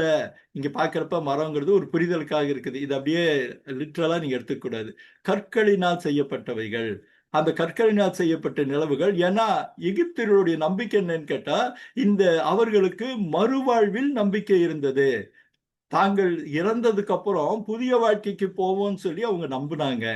அப்போ புதிய வாழ்க்கைக்கு அவங்க போகிறதா இருந்தா அவர்கள் என்ன செய்வாங்கன்னு கேட்டா, தங்களுடைய பெயர்கள் அழைக்கப்பட வேண்டும் என்பதற்காக, அல்லது தங்களுடைய, நல்லா கவனிங்க, இது ரொம்ப அற்புதமான புதிய அகழ்வாராய்ச்சி தகவல் வேற எங்கும் உங்களுக்கு கிடைக்கிறதுக்கான வாய்ப்பு இதுவரைக்கும் இல்லைன்னு நான் நினைக்கிறேன். தங்களுடைய பெயர்கள் அழைக்கப்படுவதற்காக, தங்களுடைய பெயர்கள் நினைவு கூறப்படுவதற்காக அவங்க என்ன பண்ணுவாங்கன்னா, இந்த கதவு நிலவுகளிலும் அந்த மேலுக்கு அந்த பிரேம் இருக்கு இல்லையா, அதுல தங்கள் பெயரை செதுக்கி வைப்பார்கள் அல்லது எழுதி வைப்பார்கள். ஏன்னா மண்ணு வீடெல்லாம் கரைஞ்சு போகும். ஆனா அந்த கல்லு ஒண்ணும் மறையாது. நீங்க பாத்தீங்கன்னா பெரிய ராஜாக்கள் பிரமிடுகளை கட்டி பிரமிடுகள்ல தங்கள் பெயர்களை எழுதிருந்தா பார்க்கிறோம். 2 பேருக்கு அவங்க அதே கல்லுல தான் பண்ணாங்க. இவங்களும் கற்களின் மேல் தான் பண்றாங்க. அப்போ அங்கு வாழ்ந்த இஸ்ரேல் ஜனங்களும் அந்த பழக்கத்தை பின்பற்றி அவர்கள் இருந்த பகுதிகளில் அகழ்ந்து எடுக்கப்பட்ட அந்த டோர் ஃப்ரேம்ஸ்ல நிலவுகளில அவர்கள் பெயரை எழுதியிருந்தாங்க. நீங்க அந்த ஸ்கிரீன்ல பாக்குறீங்க. நீங்க பாத்தீங்கன்னா இது வந்து ஏஐல பண்ணப்பட்ட படம். இந்த நிலவுக்கால்ல பாத்தீங்கன்னா சைடுல இந்த எபிரேய எழுத்துக்களை நீங்க பார்க்கலாம், இந்த சின்ன சின்ன எழுத்துக்கள். ஆனா இது வந்து உங்களுக்கு ஒரு புரிதலுக்காக தான். இந்த மாதிரி தான் எழுதியிருப்பாங்க அப்படின்னு நீங்க சொல்ல முடியாது. நிலைக்கால்கள் மேல சின்னதா எழுதியிருக்க முடியும். இப்ப கூட நீங்க பாத்தீங்கன்னா பல வீடுகள்ல அந்த மேல் நிலவு மேல சில வார்த்தைகள் எழுதியிருப்பாங்க. அவர்களுக்கு பிடிச்ச வார்த்தைகள், அந்த வார்த்தைகள், இந்த வார்த்தைகள்னு. அவங்க வந்து அவங்க பெயரை எழுதி வச்ச மாதிரி எபிரேய ஜனங்களும் எழுதி வச்சிருந்தாங்க. அப்போ இந்த ஆட்டுக்குட்டியின் ரத்தம் இன்னொரு காரியத்தை நமக்கு உணர்த்துது. இங்க வந்து ஒரு சின்ன வீடியோல இப்ப பாத்தீங்க, அந்த ஒரு படத்தை கூட அவர் போடுறது பாருங்க. இந்த இந்த படம் எக்ஸாக்டா இப்படி கிடையாது. அது நீங்க நல்லா தெளிவா புரிஞ்சுக்கணும். ஒரு உதாரணத்துக்கு, இந்த மாதிரி எழுத்துக்கள் பதியப்பட்ட மேல் நிலவு சட்டத்துல இவர் எப்படி இந்த ரத்தத்தை ஈசோப்பினால் சோய்த்து அந்த எழுத்துக்களை மூடுகிறார். ஸ்மியர்ட் என்ற வார்த்தை சொன்னது ஞாபகத்தில் வச்சுங்க. அந்த எழுத்துக்களை மறைக்கிறார். அதே வண்ணமாதான் அந்த நிலவிலையும் இரு சட்டங்களிலும் எழுதப்பட்டிருந்த பெயர்கள் ஆட்டுக்குட்டியின் ரத்தத்தால் மூடப்பட்டன. இது சொல்ற செய்தி என்ன அப்படின்னு நீங்க பாத்தீங்கன்னா, நீங்க அந்த நம்பிக்கையினால நீங்க பரலோகத்திற்கோ உங்கள் மறுவாழ்வுக்கோ நீங்க போக முடியாது. அந்த ஆட்டுக்குட்டியின் ரத்தத்தால் மூடப்பட்டால் ஒழிய, அந்த ஆட்டுக்குட்டியின் ரத்தத்தால் நீங்க முழுமையானால் ஒழிய நீங்கள் பரலோகத்திற்கு நீங்களும் நானும் போக முடியாது. அப்போ அவர்கள் அந்த பெயர்களை ஆட்டுக்குட்டியின் ரத்தத்தினால மறைத்ததினால அவர்கள் காக்கப்படுகிறார்கள். அது மாத்திரம் இல்லைன்னா, இந்த டுலைட்ல வர்றப்போ இந்த ஆட்டுக்குட்டியின் ரத்தம் அதோடைய அந்த நிறத்தின் விளைவாக கொஞ்சம் தனியா தெரியும்னு சொல்றாங்க. மங்களான வெளிச்சத்துல அந்த ரெட் அந்த நானோமீட்டர் அந்த காரியங்கள்லாம் ரொம்ப சயின்டிபிக்கா போவேன்னு பார்க்கிறேன். அது தெரியும் அப்படின்னு சொல்றாங்க. இதுல இன்னொரு ஆச்சரியமான ஒரு சுவாரஸ்யமான இதுவும் இருக்கு. இந்த டோர் போஸ்ட் அப்படின்னு நம்ம பார்த்தோம் இல்லையா? இந்த டோர் போஸ்ட்ல இப்ப அவங்க ரத்தத்தை பூசுனதை நீங்க பாக்குறீங்க. எபிரேய எழுத்துக்கள்ல 22வது எழுத்தை நீங்க பாக்குறீங்க. அது பேர் டவ் அப்படின்னு பேரு. நீங்க ஸ்கிரீன்ல லெஃப்ட் ஹேண்ட்ல பாத்தீங்கன்னா ஒரு சிலுவை, லேசா வளைஞ்சிருக்கிற சிலுவை மாதிரி இருக்கிறது தான் அந்த டவ். அது வந்து எசேக்கியேல் காலத்துல இருந்த பாலியோ ஹீப்ருவுடைய அந்த டவ். அத வந்து ஒரு இப்ப நவீன எபிரேய எழுத்து எப்படி இருக்குன்னு கேட்டீங்கன்னா பக்கத்துல இருக்கிற டவ் மாதிரி இருக்குது. நீங்க பாத்தீங்கன்னா அந்த டவ் டோர் போஸ்டுக்கும் அதுக்கும் நிறைய ஒற்றுமையை பார்க்கிறோம். அப்போ இது எந்த கோணத்துல நம்ம புரிஞ்சுக்கணும்னா, ஆண்டவரை நம்ம எப்படி சொல்றோம்? ஆலிவ் டவ் அப்படின்னு சொல்றோம். நீங்க வெளிப்படுத்தின விசேஷத்துல பாத்தீங்கன்னா அவர் அல்பாவும் ஒமேகாவும் இருக்கிறார் அப்படின்னு அந்த கிரேக்க மொழியில இருக்கு. அது எபிரேயத்தில் நீங்க சொல்றதா இருந்தா அவர் ஆலிஃபும் டஃப்புமாய் இருக்கிறார், டாவுமாய் இருக்கிறார் அப்படின்னு. இதுல இன்னொரு ஆச்சரியம் என்னன்னு கேட்டீங்கன்னா, அந்த டாவ் என்கிற பகுதியில ரத்தம் பூசுறத பாக்குறப்போ அது இன்னொரு அர்த்தத்தை சொல்லுகிறது. என்னன்னா, ஆண்டவருடைய ரத்தத்தை அது நமக்கு அடையாளப்படுத்துது. அப்போ அந்த பூசுதல் என்ற ஒரு காரியத்துல பின்பாக இவ்வளவு அழகான சில காரியங்கள் இருக்கிறத நம்ம பாக்குறப்போ நம்ம ஆண்டவருடைய செயல்பாட்டை பார்த்து பிரமிக்காம நம்ம எப்படி இருக்க முடியும் பாருங்க. ரொம்ப எவ்வளவு அற்புதமான, எவ்வளவு ஆச்சரியமான ஒரு ஆண்டவர். அப்போ நம்ம பார்க்கிறோம் இந்த ஆலோப்ட ரத்தத்தை பூசி அவங்க வந்து மீட்கப்படுறாங்க. இப்ப நம்ம திரும்ப அந்த ஆட்டுக்குட்டிக்கான பல காரியங்களுக்குள்ள நம்ம வருவோம். அதை ராத்திரியிலே அதை பூசிட்டு நீங்க 7வது அதிகாரம் என்ன சொல்லுது? அதை புசிக்கும் 2லும் மேற்சட்டத்திலும் தெளித்துங்கிறத நம்ம மாத்திட்டோம். அதுக்கு பதிலாக என்ன சொல்றோம்? மேற்சட்டத்தில் தெளித்துங்கிறத நம்ம ஸ்மியார்டு நீங்க புரிஞ்சுக்கணும். பூசி ஒரு வகையில சொல்ல போனா உங்க பேரெல்லாம் எழுதிட்டீங்களப்பா, அந்த பேரெல்லாம் உங்களுக்கு அப்படியே இல்லை, அது ரத்தத்தால் மூடப்பட்டது. எப்படி நம்முடைய பெயர்கள் எல்லாம் ஆட்டுக்குட்டியானவரின் ரத்தத்தால் மூடப்பட்டு இருக்கிறதோ அதை நீங்க ஞாபகத்தில் வச்சுக்கலாம். அங்க ரத்தத்தால் மூடப்பட்ட இருக்குது.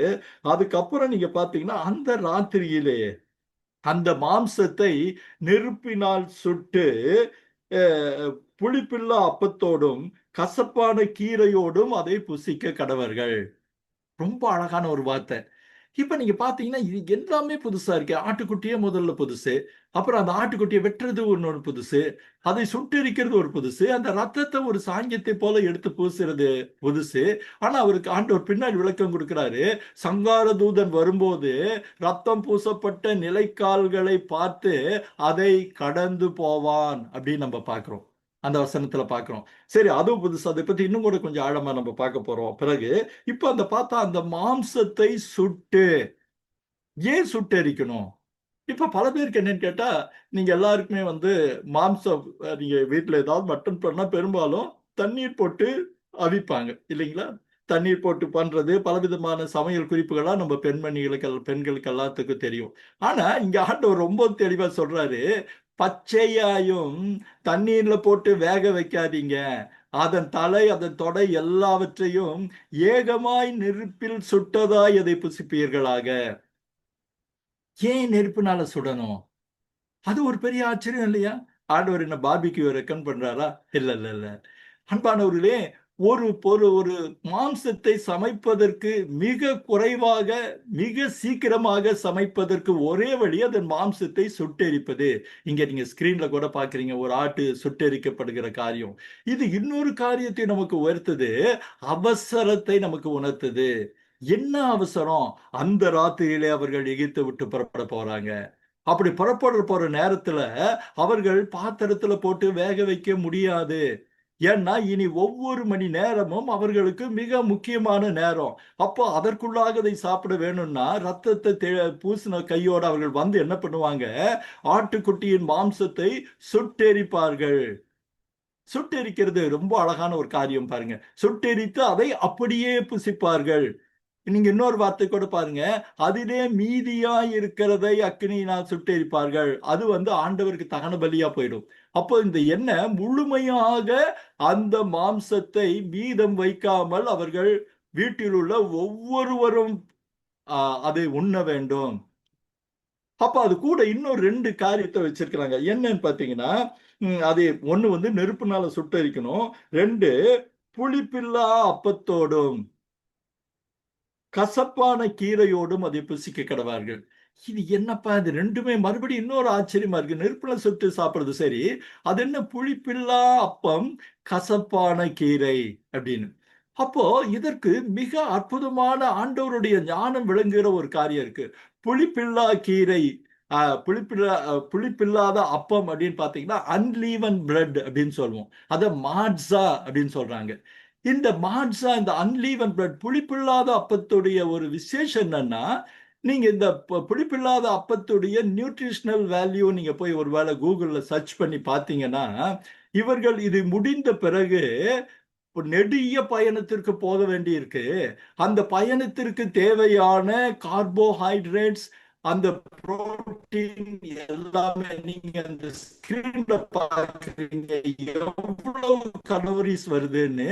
அந்த புளிப்பில்லாத, அதாவது அந்த புளிப்பு வராத அந்த அப்பத்துல எவ்வளவு இருக்கு, டைஜஸ்டபிலிட்டி எவ்வளவு இருக்குன்னு பாக்குறோம். அப்போ ஆண்டவர் ஒரு பெரிய ஞானத்தோடு சொல்றாரு, புளிப்பிருக்கிற அப்பம் அவர்கள் பயணத்திலே உதவாது, அது பயணத்தை கெடுத்து விடும். ஆனா புளிப்பில்லாத அப்பம் அவர்கள் நடப்பதற்கும் அவர்கள் பயணப்படுவதற்கும், அதுவும் கொஞ்ச தூரம் இல்ல, நெடிய எகிப்தை விட்டு முழுமையாக போவதற்கும் அந்த அன்லீவன் பிரெட்ன்னு சொல்லக்கூடிய அந்த புளிப்பில்லாத அப்பம் பெரிய அளவில் அவர்களுக்கு சக்தியும் பலத்தையும் கொடுக்கும். அப்போ அந்த கசப்பான கீரைகள், அந்த கசப்பு, இந்த புளிப்பில்லாத அப்பத்தை மாட்ஸா அப்படின்வாங்க. இன்னைக்கும் நம்ம வந்து ஆண்டவரோட இதுல பாக்குறோம். இந்த கீரைகளை வந்து இந்த கீரைகளோட படத்தை பாக்குறீங்க, இது ஒரிஜினலாவே அவர்கள் சாப்பிட்ட கீரைகள் தான். இதற்கு 2 வகை கீரைகள் உண்டு. ஒன்னு மேரோர் அப்படின்னு ஒரு கீரை பாக்குறீங்க. இன்னொரு கீரை கூட பார்ப்பாங்க, மல்லோக்கியா அப்படின்னு, கொழஸ் ஒலிட்டேரியஸ் அப்படின்னு இதோடைய பொட்டானிக்கல் நேம். இந்த கீரையுடைய விசேஷம் என்னன்னா, இது வந்து அந்த இலைகள் தடிப்பா ஒரு செழிப்பா இருக்கக்கூடிய இலைகள். இந்த இலைகள் மறுபடி அதோடைய நியூட்ரிஷன் வேல்யூ பார்த்தீங்கன்னா மிக மிக உதவுகிற ஒரு காரியம். ஈடுபாடு இருக்கவங்க நீங்க போய் இந்த பெயரை நோட் பண்ணிட்டு முளக்கியாவுடைய nutritional value why it is so special அப்படின்னு இப்போ ஒரே கசப்பு என்கிற ஒரு காரியத்தை தவிர மிகுந்த சத்துள்ள ஒரு கீரை இது. இந்த கீரையும் அந்த சுடப்பட்ட மாம்சமும் புளிப்பில்லாத அப்பமும் அவர்களுக்கு 7 நாட்கள் போகிற அளவிற்கு பலத்தை தரக்கூடிய சரீர சுகத்தை தரக்கூடிய ஒரு காரியம். அப்ப ஆண்டவர் எவ்வளவு ஞானத்தோட பண்ணியிருக்கார் பாருங்க. இதற்கு பிறகு நீங்க பாத்தீங்கன்னா புளிப்பில்லாத அப்பத்தை சாப்பிட கடவாய். நீங்க பிறகு பாத்தீங்கன்னா 7 நாட்கள், திரும்ப 7 நாட்களுக்கு பிறகுதான் கொஞ்சம் தாண்டி நம்ம போவோம். முதலாம் 7ஆம் நாளில் நீங்க 15வது வசனத்தை பாத்தீங்கன்னா இருக்கும். நீங்க 21ஆம் நாளில் நீங்க மறுபடியும் 7 நாளும் புசிக்க கடவீர்கள். முதலாம் நாளில் தானே. இது ரொம்ப ஆச்சரியமான விஷயம். ஏன் புளித்த மாவை உங்கள் வீடுகளில் இருந்து எடுக்க வேண்டும்? முதலாம் நாள் தொடங்கி 7ஆம் நாள் வரைக்கும் புளித்தப்பம் புசிக்கிறவன் எவனோ அவன் ஆத்துமா இஸ்ரவேலரிலிருந்து அறுப்புண்டு போவன். ஏன் போடணும்னு கேட்டீங்கன்னா, இந்த இஸ்ரேல் அந்த பட்டணத்திலிருந்து இஸ்ரேலுடைய டெரிட்டரி, அதாவது அவர்களுடைய எல்லையை கடப்பதற்கு 5, 6 7 நாட்கள் ஆகுமா. அப்ப அந்த 7 நாட்களும் அவர்களுக்கு தேவையான பலம் இருக்கணும். ஒருத்தர் 2 பேர் இல்லைங்க, லட்சக்கணக்கான மக்கள். அவர்களுக்கு நடப்பதற்கு அவங்க நடுவுல ரெஸ்ட் எடுக்க முடியுமா? இல்ல ரெஸ்ட் எடுக்க முடியாது. ஓய்வு எடுக்க முடியுமா? பெண்கள் ஆண்கள் எல்லாம் நடக்கணும். அந்த நடப்பதற்கான எல்லா சரீர ஆண்டவருடைய கிருபை முதலாவது இருக்கு. அவர்கள் எடுத்துக்கொள்ளுகிற அந்த புளிப்பில்லாத அப்பமும் கசப்பான கீரையும், அதோட பேரெல்லாம் நம்ம பார்த்தோம். அந்த சுட்ட மாமிசமும் அவர்களுக்கு போதுமான பலத்தை தரும். அப்போ நீங்க அதை இதுக்கு இன்னொரு காரியம் இருக்கு, அது இல்லாதவர்கள் அறுப்புண்டு போவார்கள் அப்படிங்கிறதுக்கு ஒரு இன்னொரு விளக்கம் நம்ம எப்படி புரிஞ்சுக்கலாம்னு கேட்டா, இந்த நியமத்தை எல்லாரும் கண்டிப்பா செய்யணும். ஏன் செய்யணும்? 2 காரியத்தை அவர் ரொம்ப சொல்றாரு. உங்க புளிப்பு என்பதை இழுக்கக்கூடாதுன்னு. ஏன்னா ஒரு சின்ன தவறு கூட இதுல நடந்துடக்கூடாதுன்னு சொல்லப்படுகிற ஒரு வார்த்தை. அதே மாதிரி யாராவது ஒருத்தர் புளிப்பு இருக்கிற அப்பத்தை சாப்பிட்டாங்கன்னா அவங்களால அந்த பலன் மற்றவர்கள் நடக்கிற வேகத்திற்கோ இல்ல மற்றவர்களுடைய பலனுக்கோ இல்லாதபடி குறைகிறபடியால் அவன் அங்க தங்கிடுவான். அப்போ அந்த பயணத்தில் ஒரு தொய்வு வரக்கூடிய வாய்ப்பு இருக்கு. ஒரு 10 பேர் இப்படி எங்களால முடியலன்ட்டாங்கன்னா இதுல அத்தனை பேரும் பலனடையத்தக்கதாக. அப்போ எவ்வளவு ஒரு தீவிரமான எச்சரிக்கைனா, அப்படி இல்லைன்னா அவன் ஆத்துமா இஸ்ரவேலரிலிருந்து அறுப்புண்டு போவான். இது இன்னொரு காரணம் என்னன்னு கேட்டா, மிக ஸ்டர்ன் வார்னிங். உன்னை பாளையத்திலிருந்து விலக்கி விடுவோம், உன்னை பாளையத்திலிருந்து இது பண்ணுவோன்னு. அப்போ ஆண்டவர் தெளிவா எச்சரிக்கிற ஒரு காரியம் என்னன்னு கேட்டா, நீ அந்த சுட்ட மாம்சத்தை சாப்பிடணும், நீ இந்த கசப்பு கீரையை சாப்பிடணும். 3வது என்னன்னு கேட்டீங்கன்னா, அந்த அன்லீவன் பிரெட் அதை நீங்க பார்க்கணும். அப்புறம் அதை புசிக்க வேண்டிய விதம்னு நீங்க பாத்தீங்கன்னா, அது இன்னொரு ஆச்சரியம். எப்பவுமே சாப்பிட்றப்ப எல்லாரும் ரிலாக்ஸ்டா உட்கார்ந்துதான் படிப்பாங்க, சாப்பிடுவாங்க, நமக்கு எல்லாருக்கும் தெரியும். ஆனா இந்த முதலாம் பாஸ்கா நேரத்துல அவர்கள் புசிக்க வேண்டிய விதம் என்னன்னு கேட்டீங்கன்னா, உங்கள் அறைகளில் கச்சை கட்டி கொண்டு. பெரும்பாலும் செருப்பு கழட்டிட்டு தான் நிறைய பேர் சாப்பிடுறது வழக்கம். நமக்கும் இன்னும் பழக்கங்கள் இருக்கு. ஆனா இங்க என்ன சொல்றார் ஆண்டவரு? அறைகளில் கச்சை கட்டி கொண்டு, உங்கள் கால்களில் பாதரட்சைகளை தொடுத்து கொண்டு, உங்கள் கையில் தடி பிடித்து கொண்டு அதை தீவிரமாய் புசிக்க கடவீர்கள். இந்த காட்சி அன்பானவர்களே நீங்க பாக்குறப்போ, இந்த ட்ரெஸ் கரெக்டா பாருங்க, இடுப்புல கட்டியிருக்காரு, கையில ஒரு பெரிய கோல் அல்லது தடி வச்சிருக்கிறாரு, கால்களில செருப்பு போட்டிருக்காங்க, அதாவது பாதரட்சை அணிந்திருக்கிறாங்க. இது எதை காட்டுதுன்னு கேட்டா, இதை சாப்பிட்ட அடுத்த நிமிஷம், உதாரணத்துக்கு சொல்றேன், இதை சாப்பிட்டதுடன் அவர்கள் பயணத்தை துவங்க போறாங்க. அப்போ அந்த சாப்பிட்டு முடிக்க ஆயத்தமாகி கொண்டுதான் சாப்பிடுறார்கள். அதுல இன்னொரு வார்த்தை நீங்க கவனிக்கிறது நல்லது, அதை தீவிரமாய் புசிக்க கடவீர்கள். அது என்னங்க தீவிரமாய் அப்படின்னு நீங்க தமிழ்ல நீங்க சீக்கிரமாய் அப்படின்னு நம்ம எடுத்துக்கலாம், இன்னொன்னு அவசரமாய் நம்ம புரிஞ்சுக்கலாம். ஆனா மற்ற மொழிபெயர்ப்புல பார்த்தா ஒரு இன்னும் தெளிவான வார்த்தையை பயன்படுத்தியிருக்காங்க. மற்ற ஆங்கில மொழிபெயர்ப்புல பார்த்தீங்கன்னா இன் ஹேஸ்ட், அவசரமாய் அப்படின்ற வார்த்தை இருக்கு. சில மொழிபெயர்ப்புகள்ல ஹரி, மடமடன் சாப்பிடுங்க. ஏன்னா அவர்களுடைய விடுதலையின் நேரம் நெருங்கி கொண்டிருக்கிறது. அந்த நெருங்கி கொண்டிருக்கிற நேரத்துல நீங்க என்ன பண்ணணும்னு கேட்டா, எந்த விதத்திலையும் தாமதிக்க கூடாது. நீங்க ரெடியா புறப்படுறதுக்கு ரெடியா இருந்துட்டு தான் அந்த பஸ்காவை சாப்பிடணும். இப்ப பாத்தீங்கன்னா அந்த டொலைட்ல இருந்து பாருங்க, டொலைட்ல அந்த நேரத்துல அவங்க என்ன பண்றாங்க, ஆட்டுக்குட்டிய அடிக்கிறாங்க, ரத்தத்தை பூசுறாங்க. அவங்க அந்த மாம்சத்தை சுட்டெரிக்கிற நேரத்துல, அடுப்புல அது வெந்துட்டு இருக்க நேரத்துல அவங்க என்ன பண்றாங்க, முழுமையாக தங்கள் ஆயத்த பண்ணிக்கிறாங்க. அவங்க ட்ரெஸ் பண்ணிக்கிறாங்க, செருப்பு போட்டுக்கிறாங்க, மற்ற காரியத்தை பண்ணிக்கிறாங்க. புறப்பட 100% ஆயத்தத்தோட அவர்கள் இருக்கிற காரியத்தை நமக்கு பார்க்கிறோம். அப்போ அதோட தான் அவர்கள் கிளம்புகிறாங்க, அவங்க அவங்க புறப்படுறாங்க அப்படின்னு நம்ம பார்க்கிறோம். இப்ப பார்த்தா, இப்ப நடுவுல ஒரு வசனத்தை திரும்ப பார்க்கலாம். அந்த ரத்தத்தை அப்படிங்கிற பார்க்கிறப்போ நம்ம 10ஆம் வசனத்துல ஒரு காரியம் சொல்றாங்க. என்னன்னு கேட்டா, நீங்கள் இருக்கும் வீடுகளில் உங்கள் ரத்தம், 13ஆம் வசனம் 12, 13, இந்த ரத்தம் உங்களுக்கான அடையாளமாய் இருக்கும். அப்போ இந்த இந்த இன்ஸ்ட்ரக்ஷன்ஸ், இந்த நியமங்கள், இந்த இதுக்கு நடுவுலயே நீங்க படத்துல பாத்தீங்கன்னா, இப்ப கூட ஒரு படம் படத்தை பாக்குறோம். சங்கார தூதன் எகிப்து முழுக்க ரத்தம் பூசப்படாத வீடுகளில் இருக்கிற முதற் பேரானவைகளை கொன்று போடுகிறார்.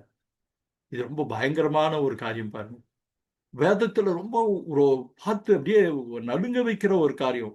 இந்த காரியத்தை பார்த்த உடனே அத்தனை நேரம் இந்த பார்வோன் எல்லாம் அப்படியே கீழே விழுக, அதாவது தன்னுடைய எல்லாவற்றிலும் இருந்து அவருக்கு சரணாகதி அடைந்ததை நம்ம பார்க்கிறோம். அப்போ அந்த சங்கார தூதன் இதுன்னு சொல்லிட்டு அப்புறம் இன்னொரு காரியத்தை நம்ம பண்றாரு. இத்தனை காரியமும் இந்த நாள் 14வது வசனத்தை பாருங்க, 12, 14, இந்த நாள் உங்களுக்கு நினைவு கூறத்தக்க நல்ல நாளாய் இருக்க கடவது. கர்த்தருக்கு பண்டிகையை ஆசரிப்பீர்களாக. அதை உங்கள் தலைமுறை தோறும் நித்திய நியமமாக ஆசரிக்க கடவீர்கள். போன எபிசோட்ல கூட இந்த வீடியோ பார்த்தோம். இதை காலாகாலமாக இன்றளவும் யூதர்கள் அனுசரிக்கிறார்கள். ஒருவேளை அவங்க சாப்பிடுற இதெல்லாம் போயிருக்கலாம். நீங்க பாத்தீங்கன்னா கிட்டத்தட்ட பிளாட் பிரெட் தான் இருக்கு, கீரை இருக்கிறத பாக்குறோம், அந்த சுட்டெரிக்கப்பட்ட மாம்சத்தை நம்ம பாக்குறோம். ஆக இது தலைமுறையாக சொல்லப்படுகிற ஒரு காரியம். அப்போ இஸ்ரேல் தேசத்தின் இருப்பு ஒருவேளை கற்பனை அப்படின்னு மக்கள் சொல்றப்போ, இந்த பஸ்காவை அவர்கள் அனுசரிப்பதற்கு காரணம் யாத்திராகமத்தின் சம்பவங்கள் தான்ற யாத்திராகமம் உண்மைங்கிறதுக்கு ஒரு ஆதாரமே வருஷக்கணக்கா அவர்கள் அனுசரிக்கிற இந்த பஸ்கான்னு சொல்லி பல பண்டிதர்கள் கூறுகிறத நம்ம பார்க்கிறோம். அப்போ நம்ம ஒரு 18 வசனம் தான் பார்த்தோம். ஆனா அதற்குள்ளாக எத்தனை ஆழமான அர்த்தங்கள், ஆண்டவருடைய மீட்பின் திட்டத்தின் நிழலாட்டத்தை நம்ம ஒவ்வொன்னா பார்த்தோம். அந்த ஆட்டுக்குட்டியிலிருந்து, அந்த சாயங்காலத்திலிருந்து, அந்த ஒரு வயதான இளமாட்டுக்குட்டியிலிருந்து, 10ஆம் தேதியிலிருந்து 3 நாள் பிரியமாயிருந்தவர்களுக்கு தன்னை பலியாக ஒப்பு கொடுத்த ஆட்டுக்குட்டியை போல, இப்படின்னு பல காரியங்கள். அந்த புளிப்பு நம்ம ஆன்மீக அர்த்தத்தை பார்த்தீங்கன்னா, புளிப்பில்லா பண்டங்கிறது புளிப்பு பாவத்திற்கான ஒரு அடையாளமா இருந்தது. அப்ப பாவமில்லாத காரியம். அதே மாதிரி கசப்பான காரியம் என்னன்னு கேட்டா, நீங்கள் எகிப்தில் அனுபவித்த துன்பங்களுக்கான ஒரு அடையாளம். அந்த துன்பங்களெல்லாம் நீங்க சாப்பிட்டுறீங்க, அந்த கசப்பெல்லாம் நீங்க முழுங்கிடுறீங்க. நீங்க புதிய தேசத்தை நோக்கி நீங்க போறீங்க. புதிய தேசத்தை நீங்க போக்கி 7 நாள் நடந்ததற்கு பிறகு 14ஆம் தேதி கிளம்புறாங்க. 21ஆம் தேதி சபை கூடி வர வேண்டும். இதுல இந்த பகுதியில் இன்னொரு அழகான ஒரு வார்த்தை இருக்கு. பஸ்கான்னு சொல்றாங்க. இது முதலாவது பஸ்கா. இந்த பஸ்காங்கிறது யூத மொழியின் வார்த்தை.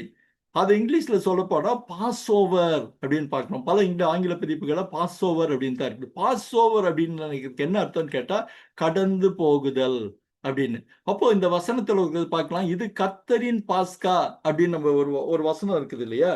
அப்ப அந்த கர்த்தரின் பாஸ்காங்கிறதுக்கு என்ன அர்த்தம்னு கேட்டீங்கன்னா, கர்த்தர் கடந்து போகிறார். இதை நீங்க ஸ்கிரீன்ல பாக்குறீங்க, ஹைலைட் பண்ணிருக்காங்க, கர்த்தர் கடந்து போகிறார் அப்படின்ட்டு. அப்போ அந்த கர்த்தர் கடந்து போகிறாருங்கிறதுக்கு அப்புறம் தான் வாதையின் அடுத்த வசனத்தை நம்ம பார்க்கிறோம். அந்த ராத்திரியிலே, கர்த்தர் கடந்து போகிற ராத்திரியில என்ன நடக்கும்? 12:12, அந்த ராத்திரியிலே நான் எகிப்து தேசம் எங்கும் கடந்து போய் எகிப்து தேசத்தில் உள்ள மனிதர் முதல் மிருக ஜீவன்கள் வரை முதல் பேரானவைகளை எல்லாம் அதம் பண்ணி எகிப்து தேவர்களின் மேல் நீதியை செலுத்துவேன், நானே கர்த்தர். அந்த வசனத்திற்கு பார்க்கிறோம். அப்போ இதுல ஒருத்தர் ரொம்ப அழகா சொல்றாரு, இந்த கடந்து போகுதல் அல்லது பாஸ் ஓவர் என்கிற ஒரு வினைச்சொல் பெயர் சொல்லாய் மாறின அற்புதமும் இங்கதான் நடக்குது. அந்த வருஷங்கள்ல அது என்ன, அது கடந்து போகிறதுங்கிறது ஒரு வினைச்சொல். அது ரொம்ப அழகா அந்த லிட்ரரி பாயிண்ட் ஆஃப் வியூல அவர் சொல்றாரு, கடந்து போகிறங்கிறது ஒரு வினைச்சொல். ஆனா அந்த கடந்து போகிறான்ற வினைச்சொல்லே இன்றைக்கு என்னாச்சு, பஸ்கான்கிற நவுனா மாறிடுச்சு. இங்கிலீஷ்ல பாஸ் ஓவர், இதுல ஆனா நம்ம அது பாஸ் ஓவர்ங்கிறத நம்ம பஸ்கான் மாத்திரம் பயன்படுத்துறோம். ஆனா அந்த பஸ்கா வினைச்சொல்லா இருந்தது, இப்போது பெயர் சொல்லா இருக்கிறது. அப்போ என்னன்னா, இஸ்ரேல் தேசம் துவங்கின அந்த நாள் முதற்கொண்டு, எப்போ எகிப்திலிருந்து விடுதலையாகி புறப்பட்ட அந்த நாள் முதற்கொண்டு இன்று வரைக்கும் பஸ்கா அனுசரிக்கப்படுகிறது. யாத்திரையாகமம் முழுக்க முழுக்க மெய்யாகவே நடந்தது என்பதற்கான மிகப்பெரிய ஒரு ஆதாரம்.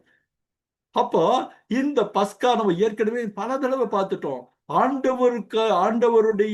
ஆண்டவர் பஸ்கா ஆடாக இருப்பதற்கான ஒரு நிழலாட்டமா இருக்கிறதுங்கிறதையும் பார்த்தோம். எவ்வளவு அற்புதமான தெய்வம், எவ்வளவு ஆச்சரியமான கர்த்தர் பாருங்க. அன்பானவர்களே, இந்த நம்ம ஆல்மோஸ்ட் முதல் பார்ட், நம்ம 12வது அதிகாரத்துல முதல் பகுதியை நம்ம பார்த்துட்டோம். இப்போ இந்த நேரம் அதிகமாயிட்டதுனால நம்ம அந்த 2வது பகுதியும் 3வது பகுதியும் நம்ம யாத்திராகமம் 17வது எபிசோட்ல 17வது அதிகாரத்துல நம்ம பார்க்க முடியும்னு சொல்லி நான் நம்புறேன். இப்போ நம்ம கண்களை மூடி ஆண்டவரை நோக்கி நம்ம ஜெபிக்கலாம். பரிசுத்தமான தகப்பனே, அற்புதமான ஆண்டவரே, அப்பா, உங்களுடைய ஞானத்தையும் உங்களுடைய நீங்க நடத்தினதை நினைக்கும் போது எவ்வளவு பெரிய ஆச்சரியம் சுவாமி. ஆண்டவரே, நாங்கள் பிரமித்து போகிறோம். எங்கள் வாழ்க்கைக்கான பல பாடங்களை ஏற்றுக்கொள்கிறோம். ஆண்டவரே, யாத்திராகமம் 12:2 நீர் அவர்களது பிரியாரிட்டியை, அவரது முன் என்ன சொல்லலாம், அதை அவர்கள் எதை ஆதாரமாக வைக்க வேண்டுமோ அதை நீர் மாற்றினீர். உம்மை ஆதாரமாக வைத்து அவர்கள் கால அட்டவணையை மாற்றினீர். அந்த கால அட்டவணைகளை எப்படி நடக்க வேண்டும் என்பதற்காக பஸ்கா பலியை நீர் வைத்தீர். அதை நாங்கள் அப்படியே இன்றைக்கு எங்கள் வாழ்க்கையில பார்க்கிறோம் ராஜா. நாங்கள் உமக்குள் வந்த பிறகு எங்கள் கால அட்டவணையை நீர் மாற்றுகிறீர். மாற்றின எங்களுக்கு உண்மையே நீர் புசிக்க தருகிறீர். சபையிலே நாங்கள் திருவிருந்திலே பங்கு கொள்ள எங்களுக்கு வாய்ப்பு கொடுக்கிறீர். ஆண்டவரே, அந்த அப்பத்தையும் சரீரத்தையும் நாங்கள் எடுத்துக்கொள்ள உமக்குள்ளாய் தொடர்ந்து நிலைத்திருக்க கிருபை செய்கிறீர். நீர் எப்படியாக எங்களுக்காக பலியாக, அந்த ஆட்டுக்குட்டி எப்படி பலியாக்கப்பட்டதோ அப்படியாக நீர் எங்களுக்கு பலியானதை நினைத்து பார்க்கிறோம் ராஜா. ஆண்டவரே, ஒரு ஆச்சரியமான ஒரு காரியம் என்னன்னா, சுவாமி, நாங்கள் திருவிருந்து முடிந்த பிறகு சொல்லப்படுகிற அந்த ஜபத்தை கூட நாங்கள் நினைத்து பார்க்கிறோம். ஆண்டவரே, உமது மரணத்தை அறிக்கையிடுகிறோம், உமது மரணத்தை அறிந்திருக்கிறோம், உமது உயிர் தேர்தலை அறிக்கையிடுகிறோம், நீ திரும்பி வர காத்திருக்கிறோம் என்று எங்கள் விசுவாசத்தை சொல்வதற்கான உந்துதல் இதோ அந்த 12வது அதிகாரத்திலிருந்து நாங்கள் பெற்றுக்கொண்டோம் என்று நாங்கள் நம்புகிறோம்ப்பா. எங்களை தாழ்த்துகிறோம். ஆண்டவரே, படிக்கிற இந்த வசனங்கள், கற்றுக்கொள்ளுகிற இந்த காரியங்கள் உம்மை ஆழமாய் புரிந்து கொள்ள, எங்கள் வாழ்க்கையின் செயல்பாட்டை மாற்ற கர்த்தர் தாம் கிருபை செய்ய முடியாது நான் ஜெபிக்கிறப்பா. எங்கள் பிரயாசைகள் அல்ல, உங்க வசனங்களின் ஆழங்களை நாங்கள் புரிந்து கொள்ளுகிற ஒவ்வொரு தருணங்களிலும் எங்கள் இருதயம் புதுப்பிக்கப்பட வேண்டும் சுவாமி. எங்கள் இருதயத்திலே, ஆகா, நாங்கள் விசுவாசிக்கிற கர்த்தர் இப்படியானவரா, இப்படி காரியங்கள் வேதத்தில் இருக்கிறதா என்கிற சிலிர்ப்பையும் பரவசத்தையும் தந்து, ஆண்டவரே, அது அதோடு கடந்து போவதில்லப்பா. எங்கள் வாழ்க்கை முறையை மாற்றுகிறதா இருக்கணும். உங்க வேதத்தில் இன்னும் ஆழமான வாஞ்சியை நாங்கள் வைக்கிறதா இருக்கணும் ராஜா. எங்களை தாழ்த்தி உங்க கரங்களில் ஒப்பு கொடுக்கிறோம். ஆண்டவரே, நாங்கள் இன்னும் உம்மை கிட்டி சேரணும், இன்னும் உம்மை அறிந்து கொள்ளணும், இன்னும் உமக்குள்ளாய் நாங்கள் ஆழமாய் வரணும், இன்னும் ஆழமாய் உம்மை நாங்கள் புரிந்து கொள்கிற கிருபையும் இரக்கத்தையும் நாங்கள் பெற்றுக்கொள்ளணும் சுவாமி. எங்களை தாழ்த்தி உங்க கரங்களில் ஒப்பு கொடுக்கிறோம். கர்த்தர் தாமே எங்களை ஆண்டு கொள்வீராக. இந்த யூடியூப் முயற்சிகள், யூடியூபை பார்க்கிற ஒவ்வொருவருக்காகவும் ஜெபிக்கிறப்பா. உம் அன்பை உணர, உங்க மகத்துவத்தை உணர, உம்முடைய மாட்சிமையை புரிந்து கொள்ளுகிற தருணத்தையும் வாய்ப்பையும் ஆவியானவர் அவர்கள் மனதிலே தருவாராக. இந்த ஆன்லைன்ல கூடியிருக்கிற ஒவ்வொரு மக்களுக்காகவும் நான் ஜெபிக்கிறப்பா. அவர்களை ஆசீர்வதியும். ஆண்டவரே, ஒரு மனுஷனுடைய குரலை அல்ல, ஆவியானவர் சொல்லுகிறதை அவர்கள் கேட்கத்தக்கதான கிருபையை நீ தாரும் சுவாமி. எங்களை தாழ்த்துகிறோம், எங்களை முழுவதுமாய் தாழ்த்துகிறோம். எங்களை நிலைக்குள்ளாக மறைத்துக் கொள்கிறோம். எல்லாவற்றிலும் நீர் பெருக வேண்டும், நாங்கள் செருக வேண்டும் சுவாமி. எல்லா விண்ணப்பங்களையும் எங்கள் அன்பின் ஆண்டவர் அருள்நாதர் இயேசுவின் அற்புதமான நாமத்திலே பாதம் பணிந்து எங்கள் ஜெபங்களை ஏறெடுக்கிறோம். அப்பா லோஹிம். ஆமேன், ஆமேன், ஆமேன். அன்பானவர்களே, இது இனி உங்கள் நேரம். உங்களுடைய கருத்துக்களை நீங்க தாராளமா பகிர்ந்துக்கலாம். இன்னைக்கு கொஞ்சம் அதிகமாக நேரம் ஆச்சுன்னு நினைக்கிறேன். ஆனால் அந்த முதல் பகுதியை முடிச்சிடணுங்கிறதுனால அந்த நேரத்தை எடுத்துக்கிட்டேன். நீங்கள் உங்களுடைய மனம் திறந்த கருத்துக்களை இப்போ நீங்கள் பகிர்ந்துக்கலாம். பிரதர் பிரைஸ்லா பிரதர், சொல்லுங்க பிரதர். பிரதர் ரொம்ப ரொம்ப அருமையாக இருந்துச்சு. அதாவது சாதாரணமாக படிச்சுட்டு போயிட்டு இருந்தோம். இந்த அளவுக்கு இவ்வளவு டீப்பாக இருக்குங்கிறது உண்மையிலே இது இல்லை. அது எந்த டே, அந்த 10th டேலேருந்து 14th டே வரைக்கும் வச்சது எதனால் அவ்வளவு சீக்கிரமாக அவர் சாப்பிட சொன்னார். ரொம்ப முக்கியம், அந்த புளிப்புள்ளாத அப்பத்தையும் கசப்பான கீரையும் சாப்பிட்றதோட நியூட்ரியன் சயின்டிஃபிக்காக இந்த அளவுக்கு அப்போ கடவுள் எவ்வளவு ஞானம் இது பண்ணிருக்கு. அந்த நாட்களை ஆண்டவன் நியமிச்சிருக்கிறது ரொம்ப நம்ம ரொம்ப சாதாரணமாக எடுத்துக்கிறோம். சில நேரங்களில் கடவுள் நம்ம கூட இருக்க மாதிரி அது அப்படி நினைக்கக்கூடாது. இந்த நாளில் நான் தெரிஞ்சுக்கிட்டேன். என்னென்னா, சில நாள் குறிப்பிட்ட நாளுக்குள்ளே அந்த இடத்த விட்டு போகணும், யாருமே அங்கே இருக்கக்கூடாது. மீதி அவங்க வச்சது யாரும் சாப்பிடவும் கூடாது. யாருக்கும் நம்மளுக்கு கொடுத்ததை யார்கிட்டும் கொடுக்கக்கூடாது. அது பரிசுத்தமானதை யாருக்கும் கொடுக்கக்கூடாங்கிறதுனால தான் அதை எரிக்கவும் சொல்லிருக்காரு. அது ஒரு ரெண்டாவது, ஏன் அவ்வளோ சீக்கிரமாக சொல்கிறாங்க, அறையில் கச்சையை கட்டி கொண்டு அதெல்லாம் ஒரு கதை மாதிரி கேட்டிருக்கோம். ஆக்சுவலாக அது எல்லாமே ரெடியாக இருங்க, அந்த செகண்ட் நீங்கள் உடனே கிளம்பிடணும், அவ்வளோ. அதுக்கப்புறம் இருக்கக்கூடாது. ரெண்டாவது, அந்த 7 நாளுக்கு அந்த பலம் இருக்கணும். அந்த 7ஆவது நாளில் 21st டே சொல்லணுங்கிறதெல்லாம் ரொம்ப அது இன்னைக்கு வரைக்கும் அந்த யூதர்கள் கிடச்சிக்கிட்டு இருக்காங்க. அதுக்கு உண்மையிலே அது ரொம்ப ஆச்சரியம். அந்த ஆட்டுக்குட்டியை செலக்ட் பண்ணுறதுல கூட ஏன் அந்த 1 வயது பழுதில்லாத ஆட்டுக்குட்டியும் கூட அதுக்கு எவ்வளோ ஒரு ஆண்டவர் இயேசு கிறிஸ்து பழுதில்லாத ஆட்டுக்குட்டியும் அது ஒரு கனெக்டடாக அது ஆண்டவர் அப்படி எவ்வளவு ஞானமான தேவன்கிறத அது அவர் தான் கடவுள், அவ்வளோதான். அவர் இல்லாமல் ஒன்றுமே இல்லை. அவர் தான் தீர்மானிச்சுக்கிறாங்கிறது நம்ம தெளிவான தெரிஞ்சுக்கிறதுக்கு இதை விட ஒரு சிறந்த இது இல்லை. 1 வருஷம் வருஷம் இருக்கணும், பழுதற்றதாக இருக்கணும், அது ஆண் ஆட்டுக்குட்டியாக இருக்கணும். அப்படிலாம் உண்மையிலே ரொம்ப ரொம்ப ஆச்சரியமான காரியங்கள். ரொம்ப ரொம்ப நல்லா இருந்துச்சு பிரதர். Super super. மைக்கு மியூட்டில் இருக்குன்னு நினைக்கிறேன் பிரதர். ஹலோ, நீங்கள் பேசுகிறதுக்கு பாருங்க. ஓகே, கேட்குதா? கேட்குது பிரதர், சொல்லுங்க.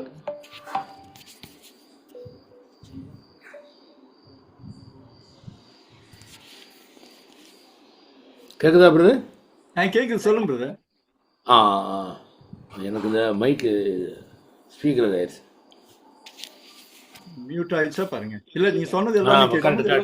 இல்லை கேட்குது. ஓகே ஓகே, ரொம்ப நல்லா இருந்துச்சு பிரதர். ரொம்ப எக்ஸ்டென்சிவாக எல்லாத்தையும் எடுத்து நீங்கள் அதை கரெக்டாக கோர்வையாக கொடுத்து அது எந்த இதுக்கு சயின்டிஃபிக்காக இருக்குது, அப்புறம் அந்த ட்விலைட்டுங்கிறதெல்லாம் சொல்லி அது ஏன் அதோட ரிலேட்டிவ்ஸ் எல்லாம் சொல்லிட்டு இதெல்லாம் பிள்ளைகளும் உங்களோட சேர்ந்து ரொம்ப அற்புதமாக அந்த ஏஐ இதெல்லாம் போட்டிருக்காங்க. நல்லா இருந்துச்சு. Really wonderful. தேங்க்யூ. மற்றவங்களும் உங்கள் கருத்துக்களை சொல்லலாம்.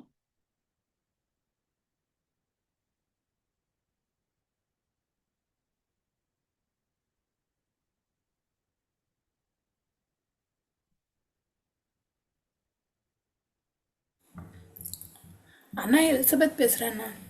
சொல்லுப்பா. ரொம்ப அருமையாக இருந்துச்சுண்ணா எல்லாமே. அதுவும் பஸ்காவுக்கான இந்த ஆட்டை தெரிந்து கொள்றதுக்கான அந்த ஃபீச்சர்ஸ், அப்புறம் அவங்க சாப்பிட்ட அந்த உணவுடைய முக்கியத்துவம், எல்லாமே எவ்வளோ விஷயங்கள் ஆண்டவர் தன்னோட ஜனத்தை போஷிச்சாருன்றது ஒன்றும் இல்லாத இடத்துல போஷிச்சாருன்றதை விட அந்த எகிப்துல இருந்து அவங்க வெளியே வரும்போது அவங்க சேஃபாக வெளியே வரணுன்றதெல்லாம் எவ்வளோ கவனமாக இருந்தார் அப்படின்னு சொல்லி தெரியுதுண்ணா. ஆண்டவர் தன்னோட ஜனங்கள் சேஃபா மாத்திரம் இல்லை எலிசபெத், கையில நிறைய அடிமையா வந்தவங்க தங்கத்தையும் பொண்ணையும் கொண்டு போறாங்கிறது இன்னொரு உபரி ஆச்சரியம். அந்த மாதிரி அவங்கள ரொம்ப நல்ல விதமா அங்கிருந்து வெளியே கொண்டு வராரு.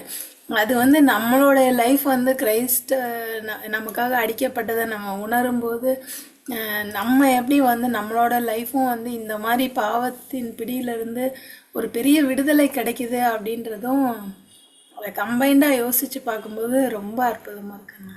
ஆமா, பல பரிமாணங்கள் இருக்கு. ஆண்டவர் நம்மளை நிராதரவா விடுறது இல்லை, அடிமையா விடுறது இல்லை, நம்மளை ஆசீர்வதிக்கவும் செய்யறாரு.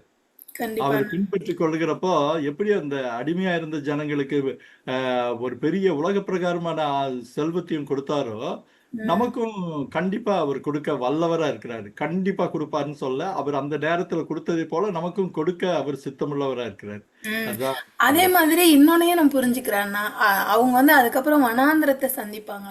ஸோ வந்து கிறிஸ்தவ வாழ்க்கை வந்து ஒரு வனாந்திரமான ஒரு வாழ்க்கை தான் அப்படின்றதும் புரிஞ்சுக்கிறேன் நான். ஆமா, அந்த பயணமும் அந்த ஒரு ஈஸி பயணத்துல இன்னும் கிடையாது. நிறைய பண்ணுது.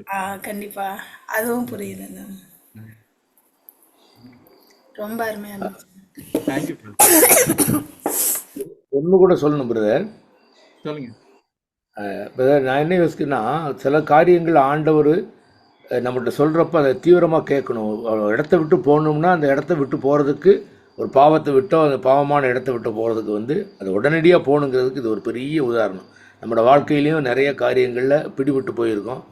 அந்த பிடிபட்டதுலேருந்து விலகணும்னா அவர் என்ன சொல்கிறாரோ அது கேட்குற மாதிரி கேட்டுட்டு கண்டிப்பா கண்டிப்பா அது அந்த கண்டிப்பா. பலத்துக்காக அது நம்ம வெரி ரிலேட்டடாக இருக்குது, ரொம்ப ரிலேட்டட். எஸ் எஸ், ஆமா, தேங்க்யூ. கண்டிப்பா கண்டிப்பா.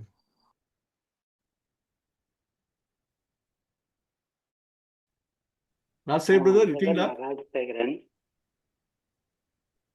சொல்லுங்க பிரதர், ஹலோ. சொல்லுங்க சொல்லுங்க. Okay okay. ஆக்சுவலா இந்த புளிப்பில்லா அப்பம் அதை பத்தி நீங்க சொன்னதை கேட்டேன். ஆனா இப்ப பாத்தீங்கன்னா மாடர்ன் டைம்ஸ்ல கட்டு பாக்டீரியாலாம் நல்லா இருக்கணும்னா எல்லாம் புளிச்சது சாப்பிடணும், தயிர் இதெல்லாம் சாப்பிடணும் அப்படின்ற அந்த ஒரு கான்செப்ட் இருக்கு. ம், ஆனா இந்த நியூட்ரிஷனெல்லாம் நீங்க கம்பேர் பண்ணீங்க. ம், அதுல இன்னொரு விஷயமும் ஒரு ஆடர் அப் என்னன்னா, எங்கேயோ நான் படிச்சேன் கமெண்ட்ரிஸ்ல, இந்த புளிக்க வைக்கணும்னா அந்த மாவு தொட்டி அவங்க கையில வச்சிருக்கணும். அதாவது ஆல்ரெடி ஈஸ்ட் அந்த ஈஸ்ட் வைக்கணும். புளிச்ச மாவு, ஆமா, ஈஸ்ட், இப்ப ஈஸ்ட் ஈஸ்ட் மொத்தம் இருக்கக்கூடிய அந்த புளிச்ச மாவு மாவு தொட்டி கொஞ்சம் இருந்தாதான், சேர்த்து. ஆமா, அந்த தொட்டியை எடுத்துட்டு போனா போதும். அதுல மறுபடியும் பசினாங்கன்னா புளிச்சிடும் அதுக்காக. ஆனா வந்து இப்ப எபிரேயர் புத்தகத்துல எங்கேயோ புளிப்பு இல்லாத வாழ்க்கை நமக்கு தேவைன்னு சொல்லி அது பாவத்துக்கு ஒப்பிட்டும் பல இடத்துல சொல்லப்பட்டிருக்கிறது. புளித்த மாவை குறித்து எச்சரிக்கையா இருங்கள். இந்த எச்சரிக்கையா பரிசேயரின் இருங்க. புளித்த மாவை குறித்து எச்சரிக்கையா இருங்கள் ஆண்டவர் பல இடத்துல சொல்றாரு. ஆமா. அதனால இங்க இந்த கான்செப்ட்ல நம்ம பார்க்கும்போது புளிப்புன்றது நம்முடைய பழைய வாழ்க்கை, பழசை நம்ம கேரி பண்ணிக்கிட்டே போறோம்னு வச்சுங்களேன். ஆமா ஆமா ஆமா. என்னதான் அந்த புதிய வாழ்க்கை ஆரம்பிச்சதுக்கு அப்புறம் பாத்தீங்கன்னா நம்ம கொஞ்சம் கொஞ்சம் அங்கங்க தொட்டுக்குவோம், சரியா, அந்த பழைய இதை. ஏன்னா அது இருக்கக்கூடாதுன்றது ஆண்டவர் சொல்றாருன்றது ஒரு இது. அது வந்து சரி, அதுவும் நீங்க அது கொஞ்சம் மற்றவர்களுக்கு அது தெளிவுபடுத்துற மாதிரி இருந்தா இந்த கடைசியில மற்றபடி சொன்ன நல்லா ஸ்பிரிச்சுவல் இருந்தது. மீனிங்க்கு ஏன்னா அந்த எப்படி ஆமா புளிப்புங்கிறது பாவத்தை குறிக்கிற ஒரு காரியம். ஆமா ஆமா, அப்படிங்கிறது அது பழமை கசப்புங்கிறது பழமை, அந்த முக்கியமா கசப்பான பழமை. அனுபவத்தை சேர்க்கணும். ஆமா, பாவத்தைனா விடாத பாவம், சுவாப பாவங்கள். தேவையில்லாத சுவாபம். அது correct. என்னதான் புதிய மனுஷன் நம்ம இருந்தா கூட பழசு கொஞ்சம் கொஞ்சம் அப்பப்ப தலை தூக்கும். அதனால ஆமா, அதெல்லாம் ஆமா. விட்டுடுங்கன்னு சொல்லி எபிரேயர் புத்தகத்துல எழுதப்பட்டிருக்குன்னு Correct, நான் correct. நினைக்கிறேன். ஆனா மாடர்ன் டைம்ஸ்ல சாப்பாடுன்னா புளிச்சதுதான் அப்படின்றாங்க, புளிச்சதுதான் நல்லது ஹெல்த்துக்கு அப்படின்றாங்க. அதனால வந்து இது வந்து இந்த மாவு தொட்டியை தூக்கிட்டு போனீங்கன்னா நீங்க அதோட சேர்ந்து புளிச்சதையும் கொண்டுகிட்டு வருவீங்கன்னு சொல்லிட்டு ஆண்டவர் அந்த மாவு தொட்டியை வச்சுதான் சொல்லிட்டாரு. ஆமா. நீங்க புளிச்சதெல்லாம் விட்டுட்டு வாங்கப்பா அப்படின்னு ஆமா, ஆமா. சொல்லிட்டாங்க. Thank you thank you brother. இருக்கட்டும் brother. Thank you brother. Thank you so much.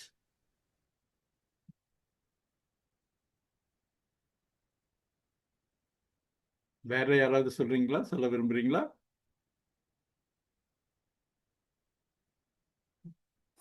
சாம், அக்கா. சாம் நீங்க சொல்லுங்க. வேற இல்லைன்னா நம்ம முடிப்போம். 9:30 போகுது. ஆமா ஆமா. நல்லா இருந்துச்சுண்ணா, வழக்கம் போல நல்லா இருந்துச்சுண்ணா அந்த கம்பேரிசன். பாஸ்ஓவர் லேம்பும் ஜீசஸ்க்கும் நீங்க சொன்ன அந்த கம்பேரிசன் அதெல்லாமே நல்லா இருந்ததுண்ணா.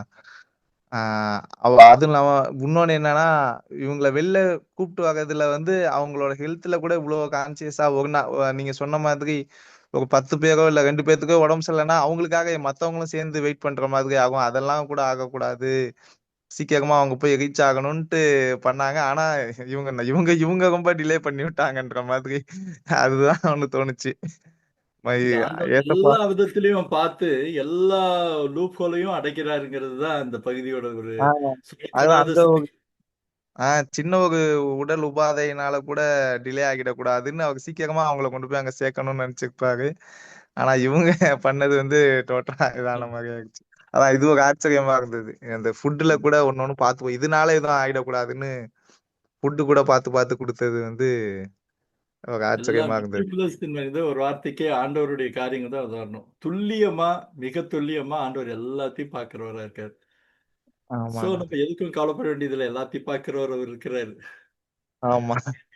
அதுதாண்ணா. அப்புறம் அந்த இது நிலவுகள், அந்த நிலைக்கால்கள், அந்த ஸ்டோன், ம், அந்த ம், அந்த மேட்ரு அதுவுமே இது புதுசுதான். ம், பூசுறது, ரத்தம் தெளித்து இல்ல பூசுறதுன்றது ம், அதுவுமே புதுசுதான். அதான் நீங்க நீங்க தான் முன்னாடி ஒரு இதுல சொல்லியிருப்பீங்க வந்து அந்த பெயர்கள் வந்து ஒரு ஆளை குறிக்கும். இப்ப ம். ஒரு நேம்னா அது வந்து ஒரு டினோட், அது வந்து ஒரு ஆளை தான் டினோட் பண்ணும் ம். அப்படின்னு சொல்லியிருந்தீங்க. அதான் ஆமா. அந்த அந்த அதுவும் நல்ல ரத்தத்தினால கருத்து தான். ஏன்னா, இப்ப வந்து நம்ம ஆண்டவருக்குள்ள போயிர்றோம். நம்ம பேர் கீர் எல்லாம் ரத்தத்துக்குள்ள போயிருது. ஆமா. அந்த பேர இல்லையா? பூசுகன்றது அந்த ம். ஆளோட சேஃப்டி, அந்த ஆளையே அப்படியே மொத்தமா அ பாதுகாக்கிறது மாதிரியே ஒன்று. அவருக்குள்ளேயே பாதுகாத்து உள்ள போயிருக்கு. ம். ஆமா, ஆமா. அந்த இது புதுசா இருந்துச்சு. அதானா. ஹல்லேலூயா! ஆண்டவருக்கு ஸ்தோத்திரம். ம். சரி, யாரும் இல்லன்னா ப்ரே பண்ணி முடிக்கலாமா? எல்லாரும் ஜெபம் அங்கிள் பண்ணுங்க. ப்ரேயர் பண்ண சொல்லுங்க. ஆ. பிரதர் ப்ரே பண்ணீங்க பிரதர். Vincent brother.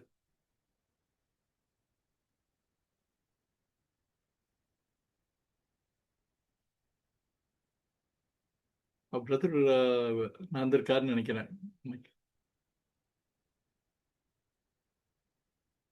சரி, வேற யாராவது ப்ரே பண்ணிருங்க. அவர் எல்லாரும். எங்களை ராஜசேகர் நேசிக்க அங்கிள் அவர் இருக்காரா? இருக்காங்கன்னு பிரதர், நினைக்கிறேன். ராசன் ஆமா பிரதர். இருக்கிறேன் ஜெபம் இருக்கிறேன் பண்ணுங்க பிரதர், ஜோ ப்ளீஸ். மட்டுமா நான் நினைச்சேன் வின்சென்ட் பிரதர் ஜோ பண்ணுவாங்க நினைச்சேன். ஓகே. திருவின் கத்தாவே இந்த வேளையில் ஆண்டவரே எங்களை தாழ்த்துகிறோம். உடைய வேதத்தை ஆராயும்படியாக ஒரு சிலராக இருந்தாலும் நாங்கள் ஒன்று கூடிப்படி ஆண்டவரே சிரத்தையோடு கூட இதை சுவாமி கவனித்து கேட்க நீர் கொடுத்த தயவுக்காக, பார்க்க கொடுத்த தயவுக்காக நன்றி செலுத்துகிறோம்.